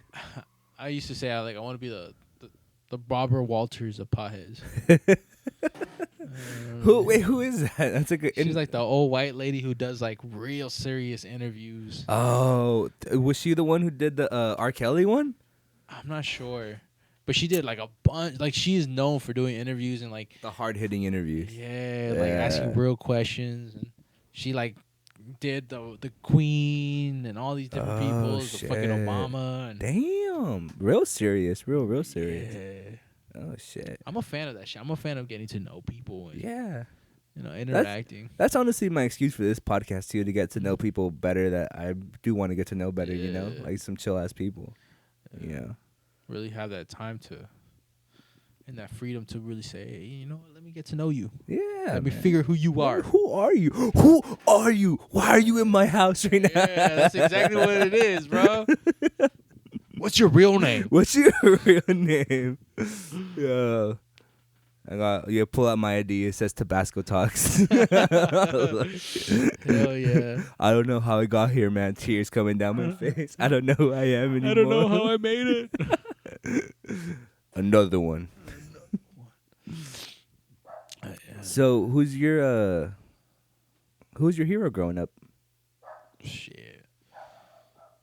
Man, I mean probably my dad. Yeah. That's the cheesiest way. I saw my dad doing it, but really grinding and shit, working. Making it happen. Nice. My mom too, but I was a ditzy ass kid, man. What do you mean by spacey. I was always fucking just spacey. I was always in my own little world. Okay. So like, I don't know. I just always I was one of those kids that just, I think I grew up. I don't know, man. I can't remember, dog. I feel like you're probably one of those people that would play by themselves, and then when somebody would call you like, "Hey, come do this with us," you'd be like, "All right, fuck yeah." Yeah. You know what I mean? Exactly. I think that's what it was. Yeah, you weren't out there trying to find friends or trying to find attention. You were just hanging out. I was just there. Yeah. People were like, "Yo, come kick it," and you're like, "All right, yeah, hell yeah, I'll play basketball." You guys need a fifth? All right, fuck it, I'm down. But when they don't need a fifth, I'm over there by myself, Yeah, around the jungle gym, just like, oh shit, it's like looking at the sky. I drilled a lot as a kid. Yeah, like spacing out. It's like, fucking pulling it back. I know that fucking feeling, dog. I know that. Why did that just come to me so naturally? Yeah. That's funny. That's hilarious, dude. That's actually spot on when you got the drill coming out and you gotta suck it back in. Like, sorry guys, I was in my head. My bad. I'll be back. Shit, what was the last show you played that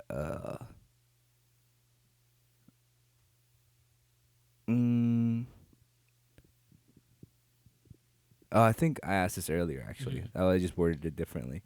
Let me ask something else. Sure. Got some questions.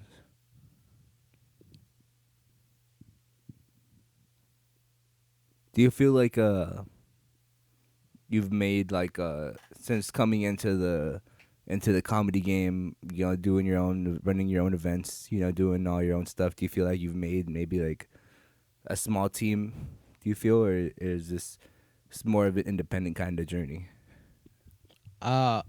Before I thought I did. Before when drama? No. But when I had the mic going and it was popping, I thought I built I built a group of people who would come consistently. And I don't mean just people coming. I mean people that you work with intricately, like to set things up, to like do things. Know. I am all solo. Solo dolo. I'm a control freak when it comes to certain things. Okay. I want things to be done right. I want them done my way. I don't. And I do it. I make it happen. Hell yeah, as you should, man. As you fucking should. But there is something about working with others that will make whatever it is your dream or whatever goals you have a lot more attainable. Yeah. And that's kind of one of those things where it's like you learn how to. Learning how to work with others. I'm terrible at working with. I had to take a fucking class in college, like a group presentations or whatever, and it was so hard working with a team. You know. Yeah. I want it done my way or the highway, but it doesn't always work like that. Not always. I feel like you're a good team player though. Every time I have seen you, like when I have gone to watch you at the paid events or like out in Orange for like open mic, I feel like you work with everyone. You know, you're like, oh yeah, like, or even for your own shows, you're like, oh, you know, we have this spot right here. Do you want to just do it? You want to trade? You know, you're talking to everybody. Yeah, I when I want something, I'll make it happen. I'll figure out the solutions to make that shit happen. Yeah. When someone else's project is on and they ask me to be a part of it, and you are a leader, I will follow.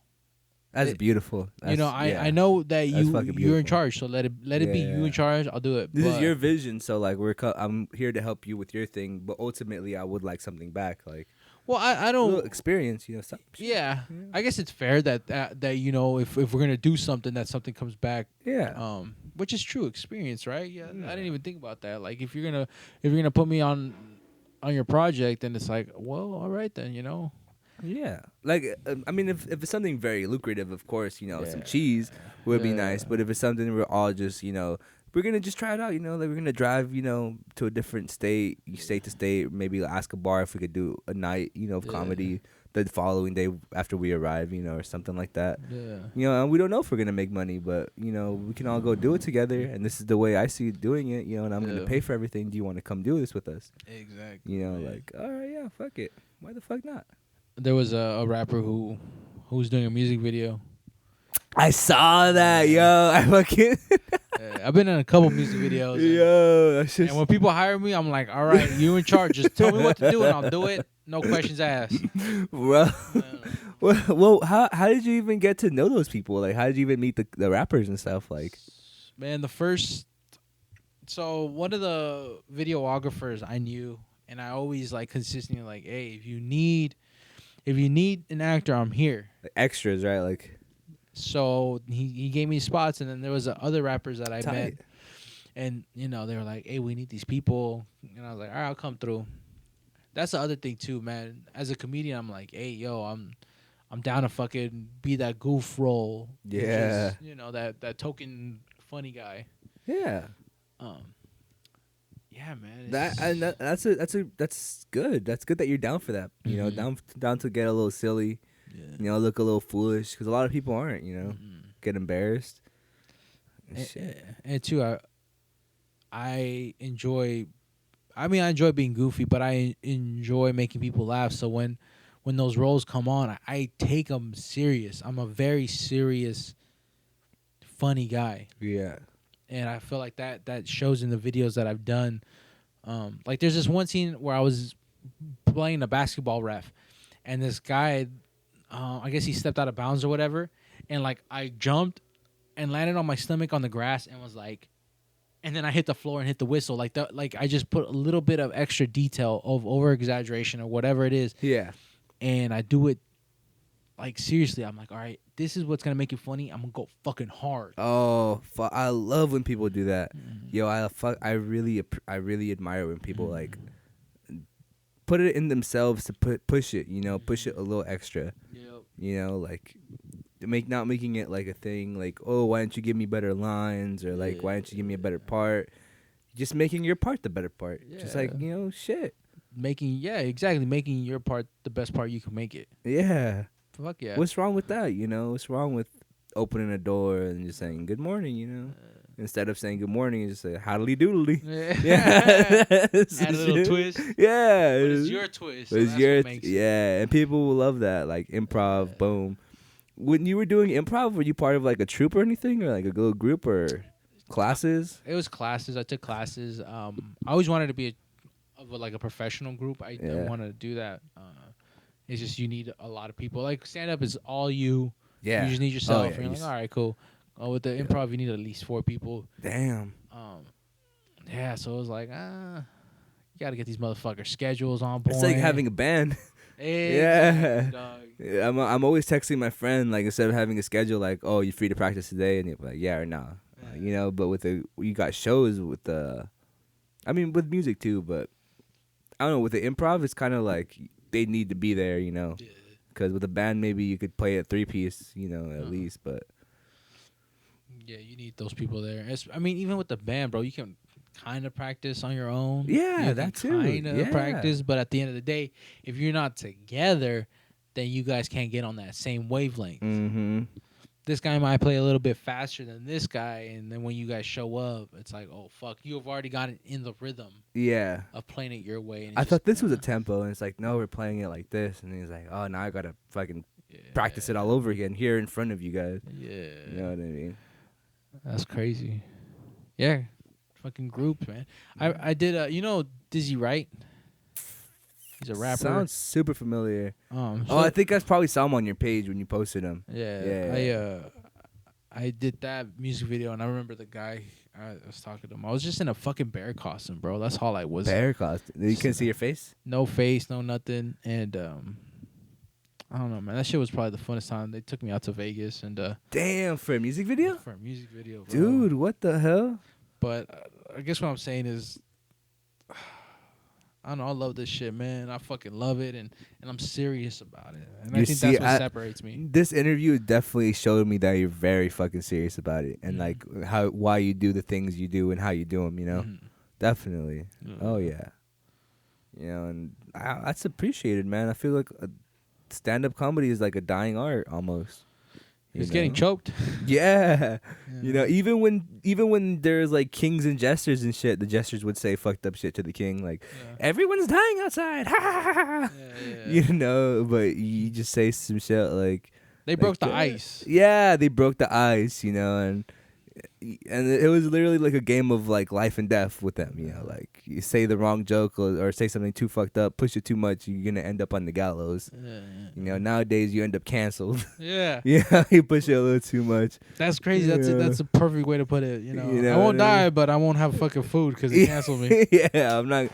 I gotta go work at 7-Eleven or something. Gotta go fucking drive a train around with kids in it. Hey, man. Fuck it. Yeah, fuck it. What it is, what it is. Yeah, honestly. Shit. It's interesting the state of the world we live in, and I don't know. I'd hope it changes, like you said, and you know, more people just. I don't know. What is the Are you planning on working on like a comedy album, like for Spotify or something, iTunes, like a little CD or something? Just a fucking comedy album. That shit sounds like fun. Yeah, it does sound like fun. I don't. Not right now. Right now, I think that I'm still trying to figure out how to write jokes, how to express myself. Yeah. Bro, the big thing I'm trying to figure out right now is how to look on stage. How to look on stage. There it is. Okay. What do you mean by that? What clothes do I put on? What's my style? What's your style? What do you want to be known as? You know, exactly. I want to be memorized. I want people to be like, I fucking memorized him. I seen him somewhere. You know what I mean? What do you think is the best way to approach that? Like a Steve Harvey kind of like suit look, or like, you know, maybe like. That's what I'm trying to figure out. Yeah. I get a lot of like people always like, man, you look native. You look fucking native. Oh shit. And so sometimes like this, I feel like I look the best when I got my hair's double braided. Oh, fucking dude. Looking firme. Yeah, you know for sure. That's a good look, dude. For real. Maybe like a headband or something. Yeah. Shit. I mean, you could go. My uncle used to be, his nickname was the Apache. Yeah. If it was short, dark as fuck. Worked for himself, straight hustler, like super hustler.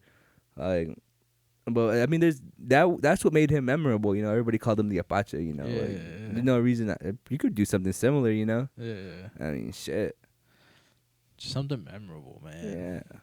That's what I like about my name, like Tabasco Fire. Like people remember it, kind of, you know. Even if they don't know what I look like, they'll be like, "Oh, wait, you're Tabasco." It's like, "Oh, you know, you heard the name at least, you know, shit." It's very unique. Yeah. Yeah, it's cool. Yeah, that's what, when I finally discovered EddieFNdiaz, because I had run through so many different names, but when I found EddieFNdiaz, I feel like that fucking stuck. What was the first name?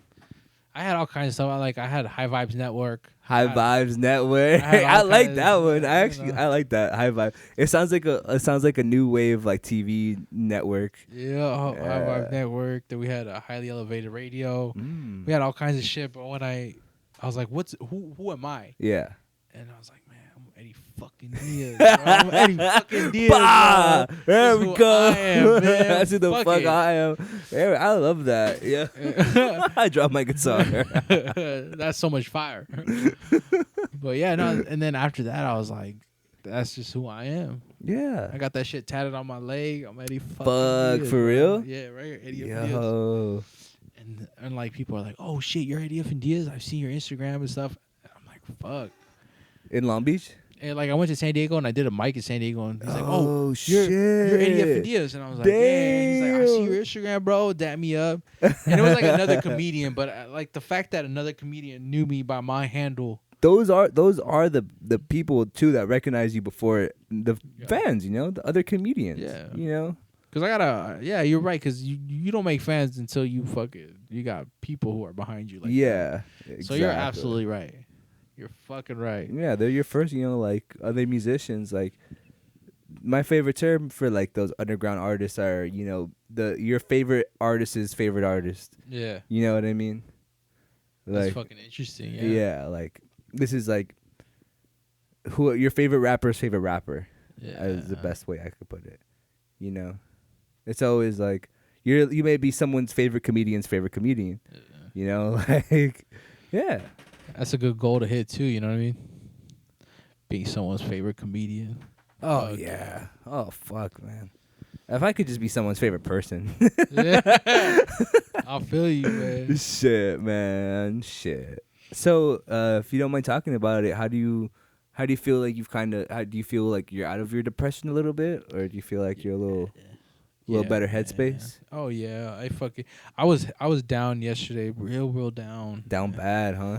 And I've learned that when I accept the fact that I have depression, I can get out of it faster because then I can be like, okay, these are my feelings. This is what I'm feeling. Let's go. Instead of pushing them away, and because when I start pushing them away, it's like it lingers, you know. So yesterday I talked to my lady, and one of my homies came out of nowhere and was like, met me at the mic, and he was just like telling me shit. He was just like, you know, Eddie, like.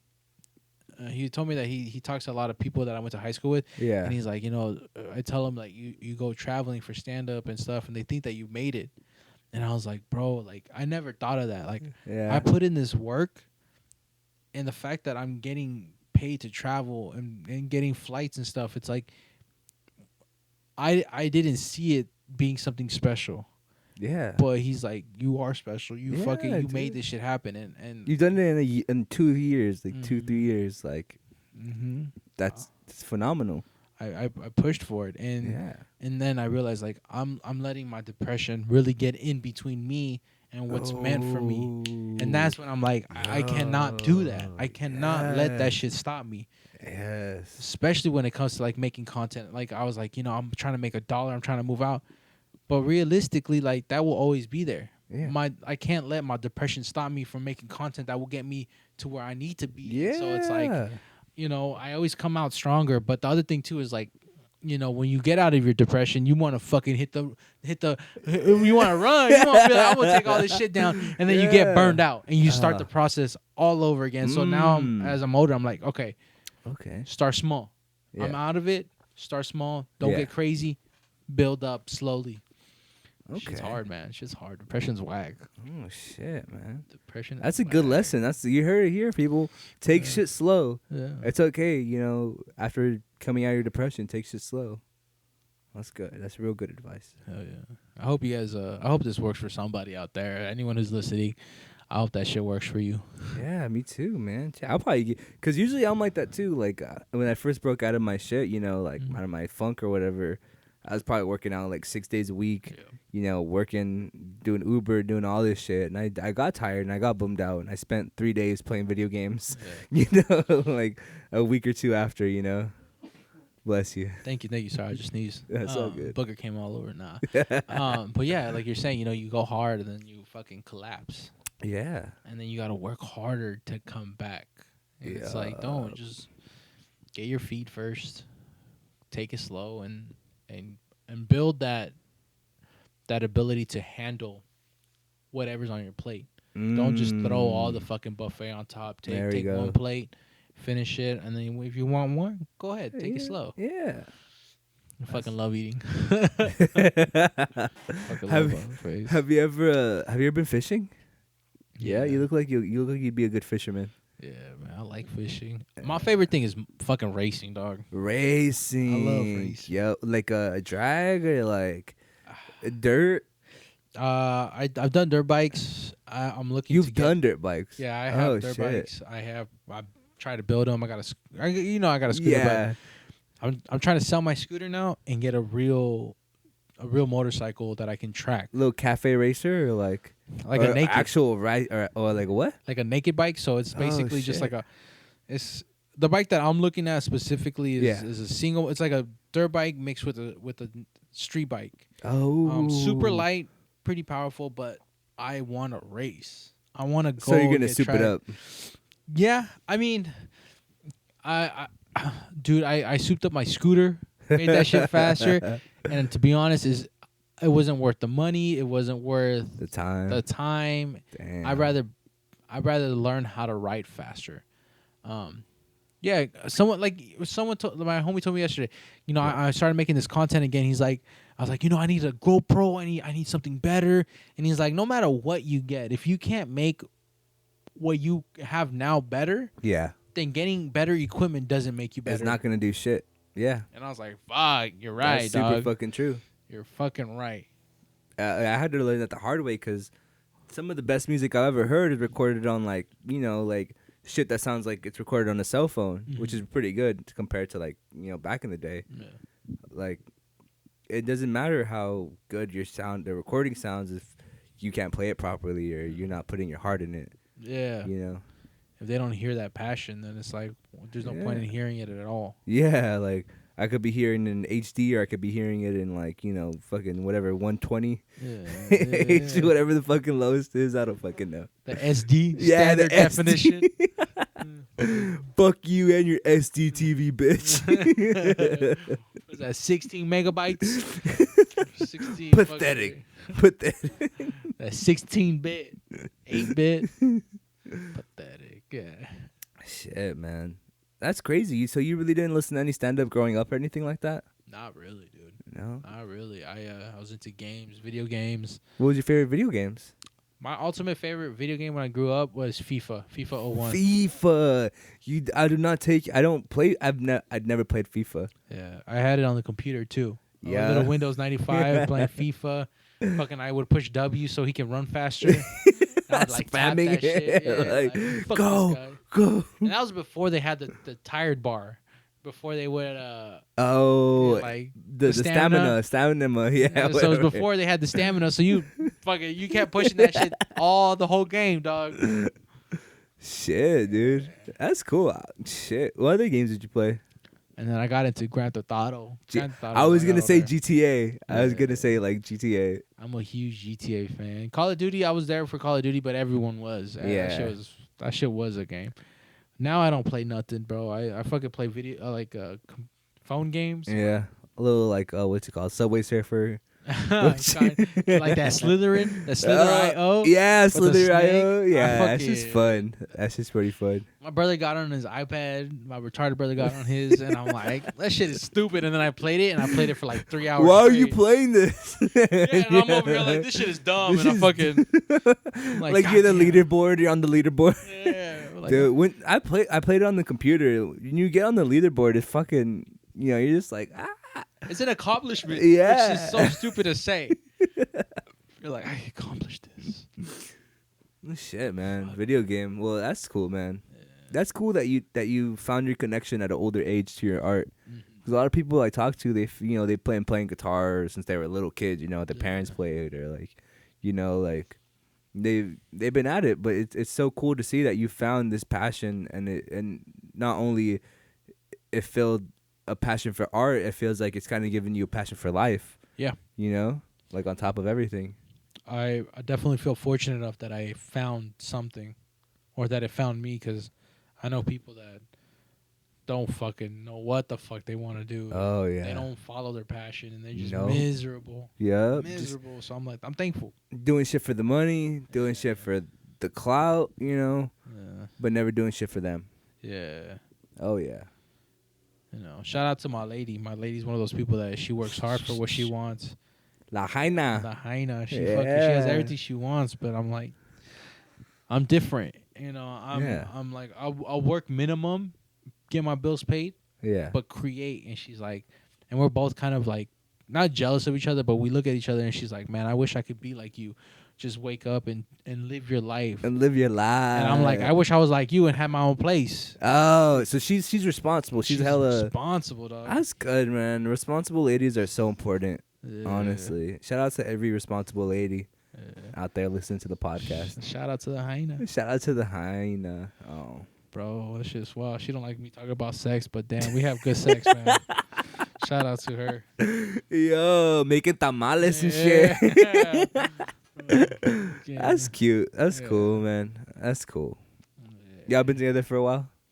Yeah, we've been talking for like 6 months, and shit, took that shit slow, bro. Real slow. Fucking slow. And I mean, I haven't asked her to be my girl yet, but like, damn, okay. Like, I met her family recently, just this last week, and I don't know, man. I used to rush into shit and get burned. Yeah. But this is one of those where it's like, I took it slow, and the more that I hang out with her, the more I'm like, you know what, this is right. This feels right. Good, That's good, man.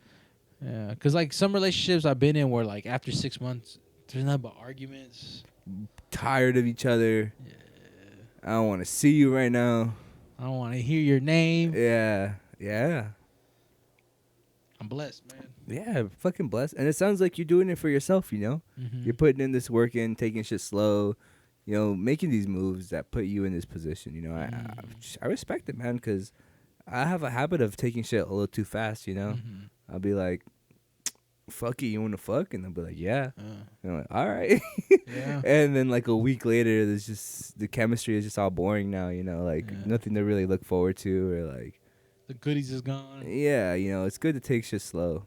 Yeah, she was like. That's something I've been trying more. She was like, "Yeah, we're not gonna smash for a while." Yeah, in a much more respectful way. Yeah, she said, "I don't want to do that for a while." Yeah, just take it slow. And then that rubbed off on me. Yeah, I was like, "Fuck it," and then I ended up being the one who was like, "Let's take it even slower."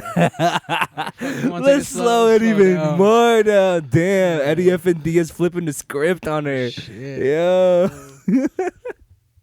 Nah, man, it's cool, dog. That's good. So cool. I'm happy for you, man. Thank you. I appreciate that. Me and your love and shit. Yeah, I'm happy, dude. I'm even through the depression, I'm like, I'm fucking happy. I got blessings, so yeah. Fuck it, like that's crazy because I used to do this thing where I'd work towards something like hella, put hours in, put hella, and then like. The depression or whatever would just make me feel like I don't deserve to reap the reward. Yeah. You know what I mean? Yeah. So like putting all this work, they'd ask me, do you want to play at this show? And I'll just be like, nobody wants to hear that. Nobody just say no, and I miss that. Everything I've been working for, the opportunity, the test, I literally missed a test, I hear that. You know what I mean? I don't know if you ever, if that's happened to you, similar. I hear that. I mean, a small example.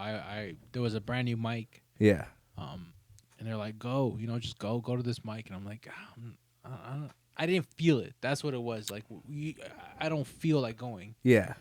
Which is the depression telling you, like, hey, you're whack or whatever. Yeah. Talking shit. Yeah, you get in your own head. And someone was like, I mean, everyone says it. A successful person says it. there's times where you don't feel like doing it, but you gotta do it anyways, and it's like that's so true. Yeah. Because once you get there and you do it, then you're gonna be so thankful that you did. You're gonna be even in a better mood. Yep. You know. Yep. And depression is a sick puppy because it's all mental. Why do you think us, especially people in our generation, or even just people alive today from the past generation, why do you think everyone in general is feeling a little more depressed compared to back then? I know you're not like a genie or wise man with all the answers. I want your take. What do you think? I feel that civilization is moved so quickly that just 200-300 years ago we were fighting for water, for the land, for fucking food, right? But now it's like, okay, instead it's money, and now we're screwing each other for money. That's it. You know what I mean? It's like there's no more, bro. Back, I like to talk about it in regards to like being indigenous. Like they would fucking make art all day long and work together and teach each other, and it was a community, and not only that, but there was purpose. You had a purpose. Hell yeah! Oh, the purpose is super true. Yeah, you have purpose. But in this society, it's like, okay, you're gonna go to school and you gotta figure out what you're gonna do, and it's cool. Like you can decide, like, oh, I want to be a doctor or whatever. But it's like, I don't know, man. It's crazy. Like, I don't know. I mean, even now though, like back then, the hunters would hunt, and they'd give food to everybody in the village. They wouldn't just be like, oh, you got to trade me this for that. They would just, here it is. This is what we caught today. I'm cutting you off your piece. Yeah. Now it's like, okay, I'll study to be a doctor, but if you want to visit me and use my services, not only do you have to have insurance, you got to pay me on top of the insurance, got to pay a deductible, and you want that medication. It's gonna cost you. Can't afford it. Go to Canada and smuggle it back. Get caught up. Go to jail. I don't know. Now I'm rambling. But it's true. Like these doctors paid money to go to school. Yeah. Now they got to make that money back to pay. Yeah. But then once you start making $140,000 every year, then it's like, whoa, why stop? Yeah, why stop now? Like I made my money back, and I could just keep living like this for 10 years, and I'll be part of the top 20% at least. Yeah. I think the hardest part, man, is like,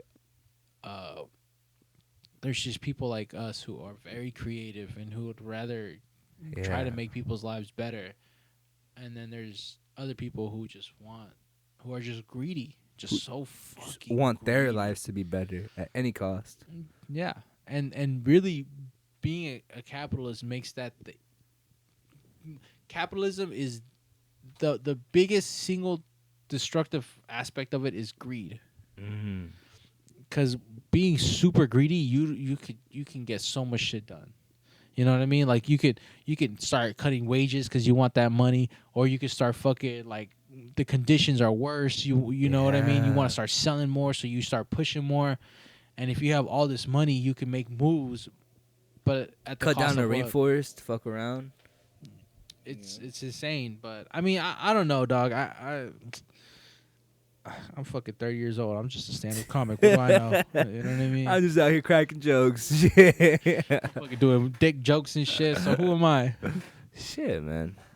I feel like you're somebody's perspective that maybe you have a perspective that maybe everybody doesn't. Mm-hmm. That they can't, even for, because I mean we live in one of the most wealthiest places in the fucking world. Yeah. Our homeless people in California have cell phones and shit, like little campers and shit. Like it's hard, It's you can have all this stuff and still be at the bottom of the rung, bottom of the toilet bowl, just because there's somebody so greedy and so with such a tight coin purse. They're not gonna put any money back down. They're not gonna push it. They're not gonna buy anything. Which is what unfortunately makes capitalism work, when billionaires buy land and they build a factory or they build something and then everybody gets a job. As much as it is like slave labor at that point, paying slave wager or whatever. it is how America's built, for the rich to get richer and for the poor to get poorer.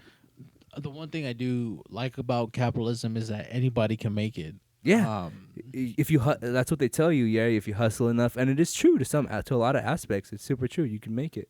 I think that a public library has so much information that people can really make their own wealth. But again, this is not shit that you learn. You don't learn how to buy property in high school. No, never. In college, I mean, if you take a business class, but they don't tell you, oh, you take this loan out, you pay 3% APR. That's fucking an extra $100,000. You know what I mean? There's a lot of things that are not taught, and they won't even teach you the flip, right? They'll be like, yeah, you buy it for $100,000, put $30,000 down on credit, sell it for $150,000.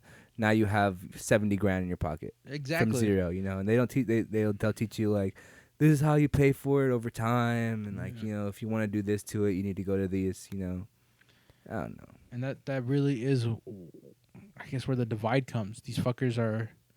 They're like, you know what? Let's keep these secrets, and if they're not even secrets, it's just they don't want to share them. In schools, man. Like, teach kids how to do their taxes. Yeah. They taught us how to write checks, but they didn't teach us how to start a business. No, not to find something that you like to do and how to make it profitable. Yeah. Like there's a bunch of music classes, but they all teach you how to make a dime from music. Yeah. Which would be cool to learn. That'd be cool. Yeah, it's just crazy, man. Like capitalism is crazy. I mean, we're like, people say we're in late stage capitalism, but I think we're like halfway through, like middle step capitalism. I think too. They say something like 56% of Americans now own stock, which is way more than a lot of people. Yeah, I think that with the internet now, people are understanding how to make money and build wealth. And yep. It's like spread the knowledge, man.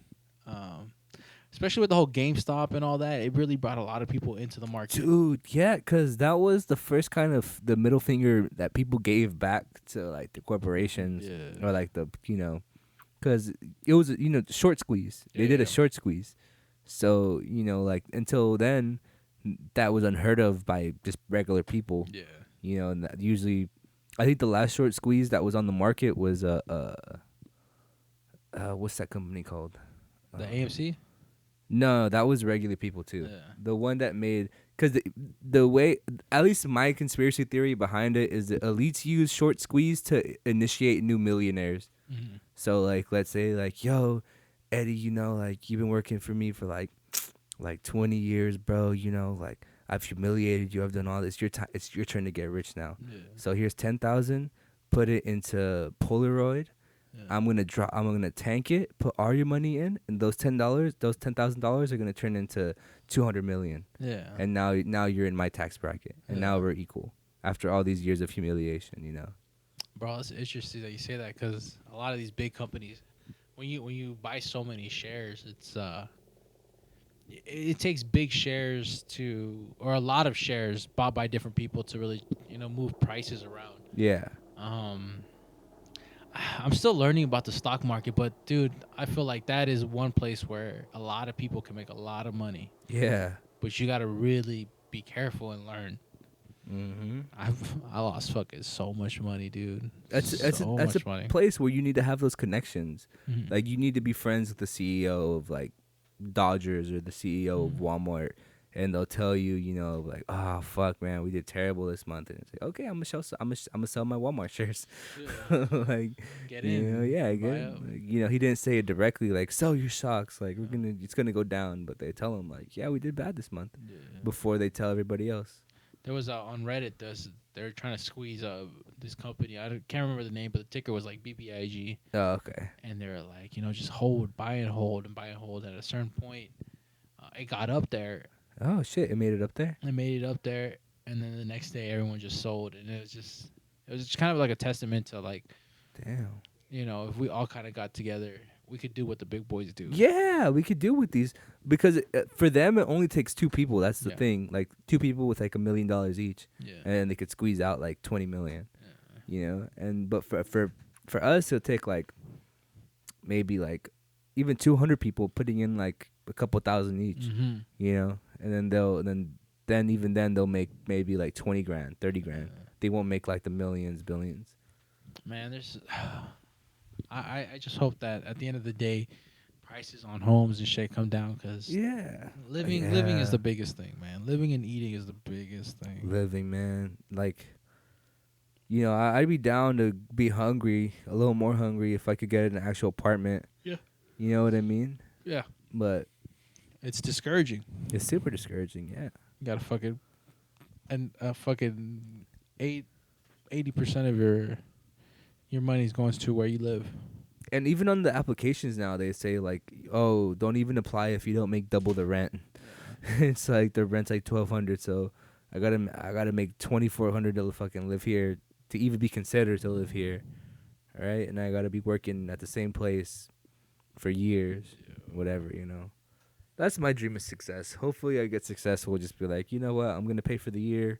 Here's like 12 grand. Don't bother me for the year. Yeah. You know, like don't fucking bother me. And there's people that do that shit. They're like, hey, I'll pay for the whole year. Yeah. What you want for the whole year. I feel like that's how I would be too. Yeah. Like that's the best way to, especially if you're renting. Like if you're buying a house, you're like, you know, I want to live here, then fuck yeah, put the money down for that. Yeah. But if it's like LA, like I want to live here for a year. Here's the cash. Like take off 10,000 from the whole thing, you know. I'll pay that. That's how I feel with my insurance. Like I'll pay all 6 months for my insurance, even though it's a hard hit. It's like, well, for the next 6 months, not only did I save money, I don't have to pay that shit. Yeah. You know, so when I go broke, it's like I don't have to worry about it. I don't got to pay the bill. It's already paid for. And you insure probably a couple things, huh? Yeah, I got my scooter and my car. Yeah. Bro, even fucking getting at an age now, I'm thinking about credit more. Oh yeah. I'm like, I gotta build my credit. I got shit that I've had for a long time. I'm like, I gotta pay this shit off. Yeah, it's just important, man. I think after 7 years, it gets removed, doesn't it? Yeah. So I have a couple things that are like 5 years deep. Okay. So I'm like, I'm waiting for that to go off. Yeah. Fuck it. Get like the cheapest $300 credit card and then just paying it off consistently. Yeah. That's like the best way. But yeah, man, I'm thinking like, you know, if I get my credit high enough, and you don't need a lot of money to build credit. Like you said, get a $300 credit card. Yeah. But just build that credit and you can buy a fucking, you know, a duplex. Yeah. Or a quadplex. Yeah. And start really being wealthy that way. Making money, that passive income, like just making it, stacking it up. Because that's what I learned, man. Like saving money, yeah, it's important. But saving money doesn't get you nowhere. Yeah. 100%. Just because you save $2 grand, $3 grand, like, yeah, if it just builds, that's cool. But build your credit and buy fucking something and make that passive income. Something tangible. Yeah. Something you could really fucking use, man. Also, buy shit that's going to make you happy. Like, I want a motorcycle. I want, and my whole family, my girl, they're like, are you sure that's a payment? And I'm like, this is what I want. Oh, you're going to get it like brand spanking new. I'm going to get like a used bike, but it's going to be fucking like. From a dealership. Yeah, for the most part. I want to, I do offer up again. Cheap ass bike. Yeah. But I'm like, how many of those people don't take care of it? Yeah, that's the part. And you gotta change the oil. It's just dry as fuck. Yeah. It's black. Like, oh, fuck.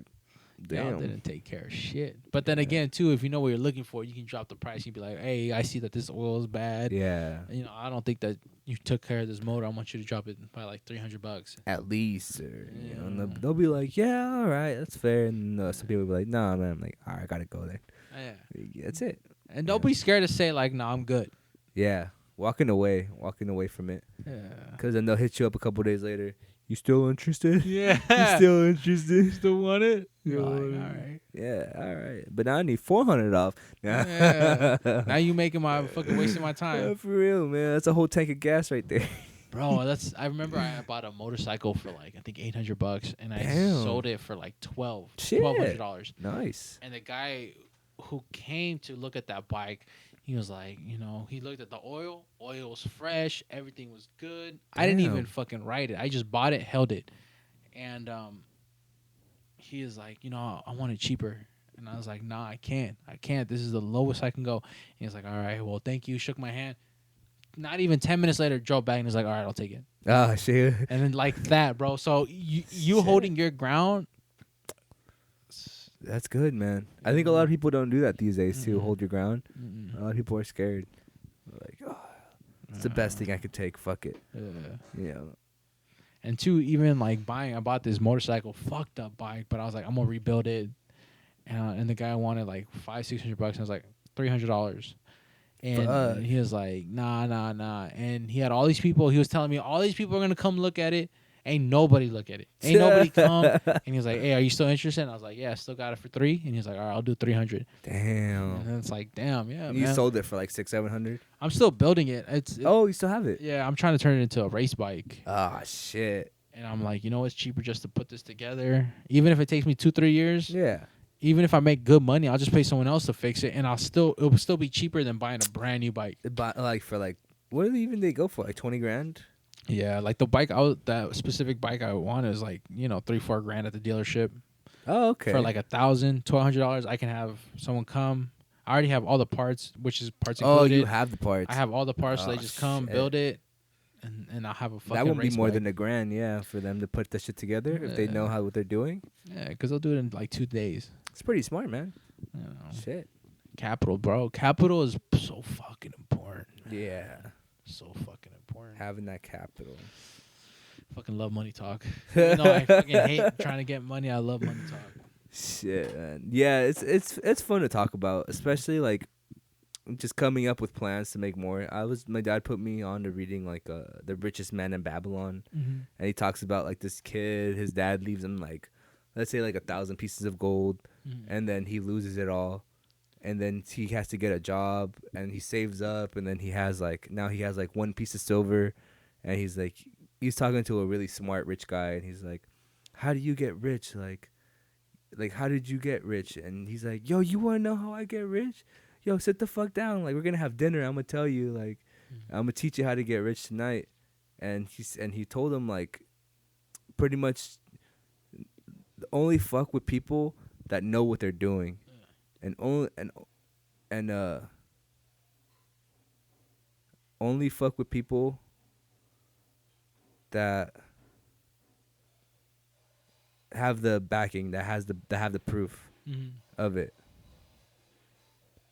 And pretty much there's this one day the king is like, oh, I'm gonna build a door. I'm gonna build a big ass door. And then the rich guys realize there's not enough copper in the city to make it. Yeah. So they go out, they get the copper, and they build it for everybody. And then they charge them extra. You distracted? Yeah, a little bit though. They're touching my drum kit. Yeah. I don't want to scream, but I gotta cut that out.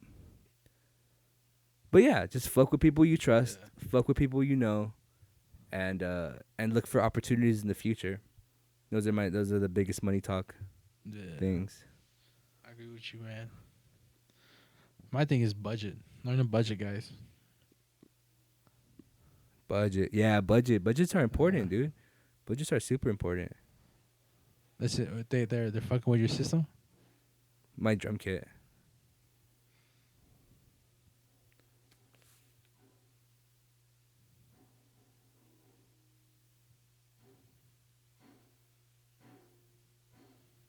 Shut the fuck up!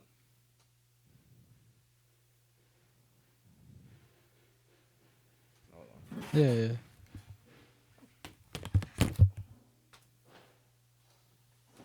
Hey, yo, be quiet!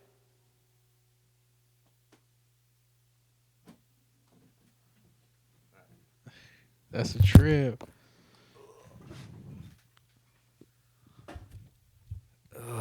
My bad.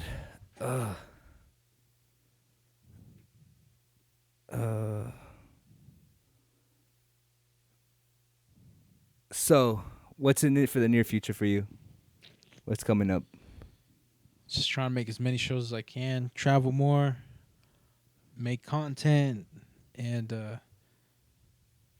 I think I wanna grow as a person, and financially. I want to. Yeah. I told myself I want to make $100,000 this year.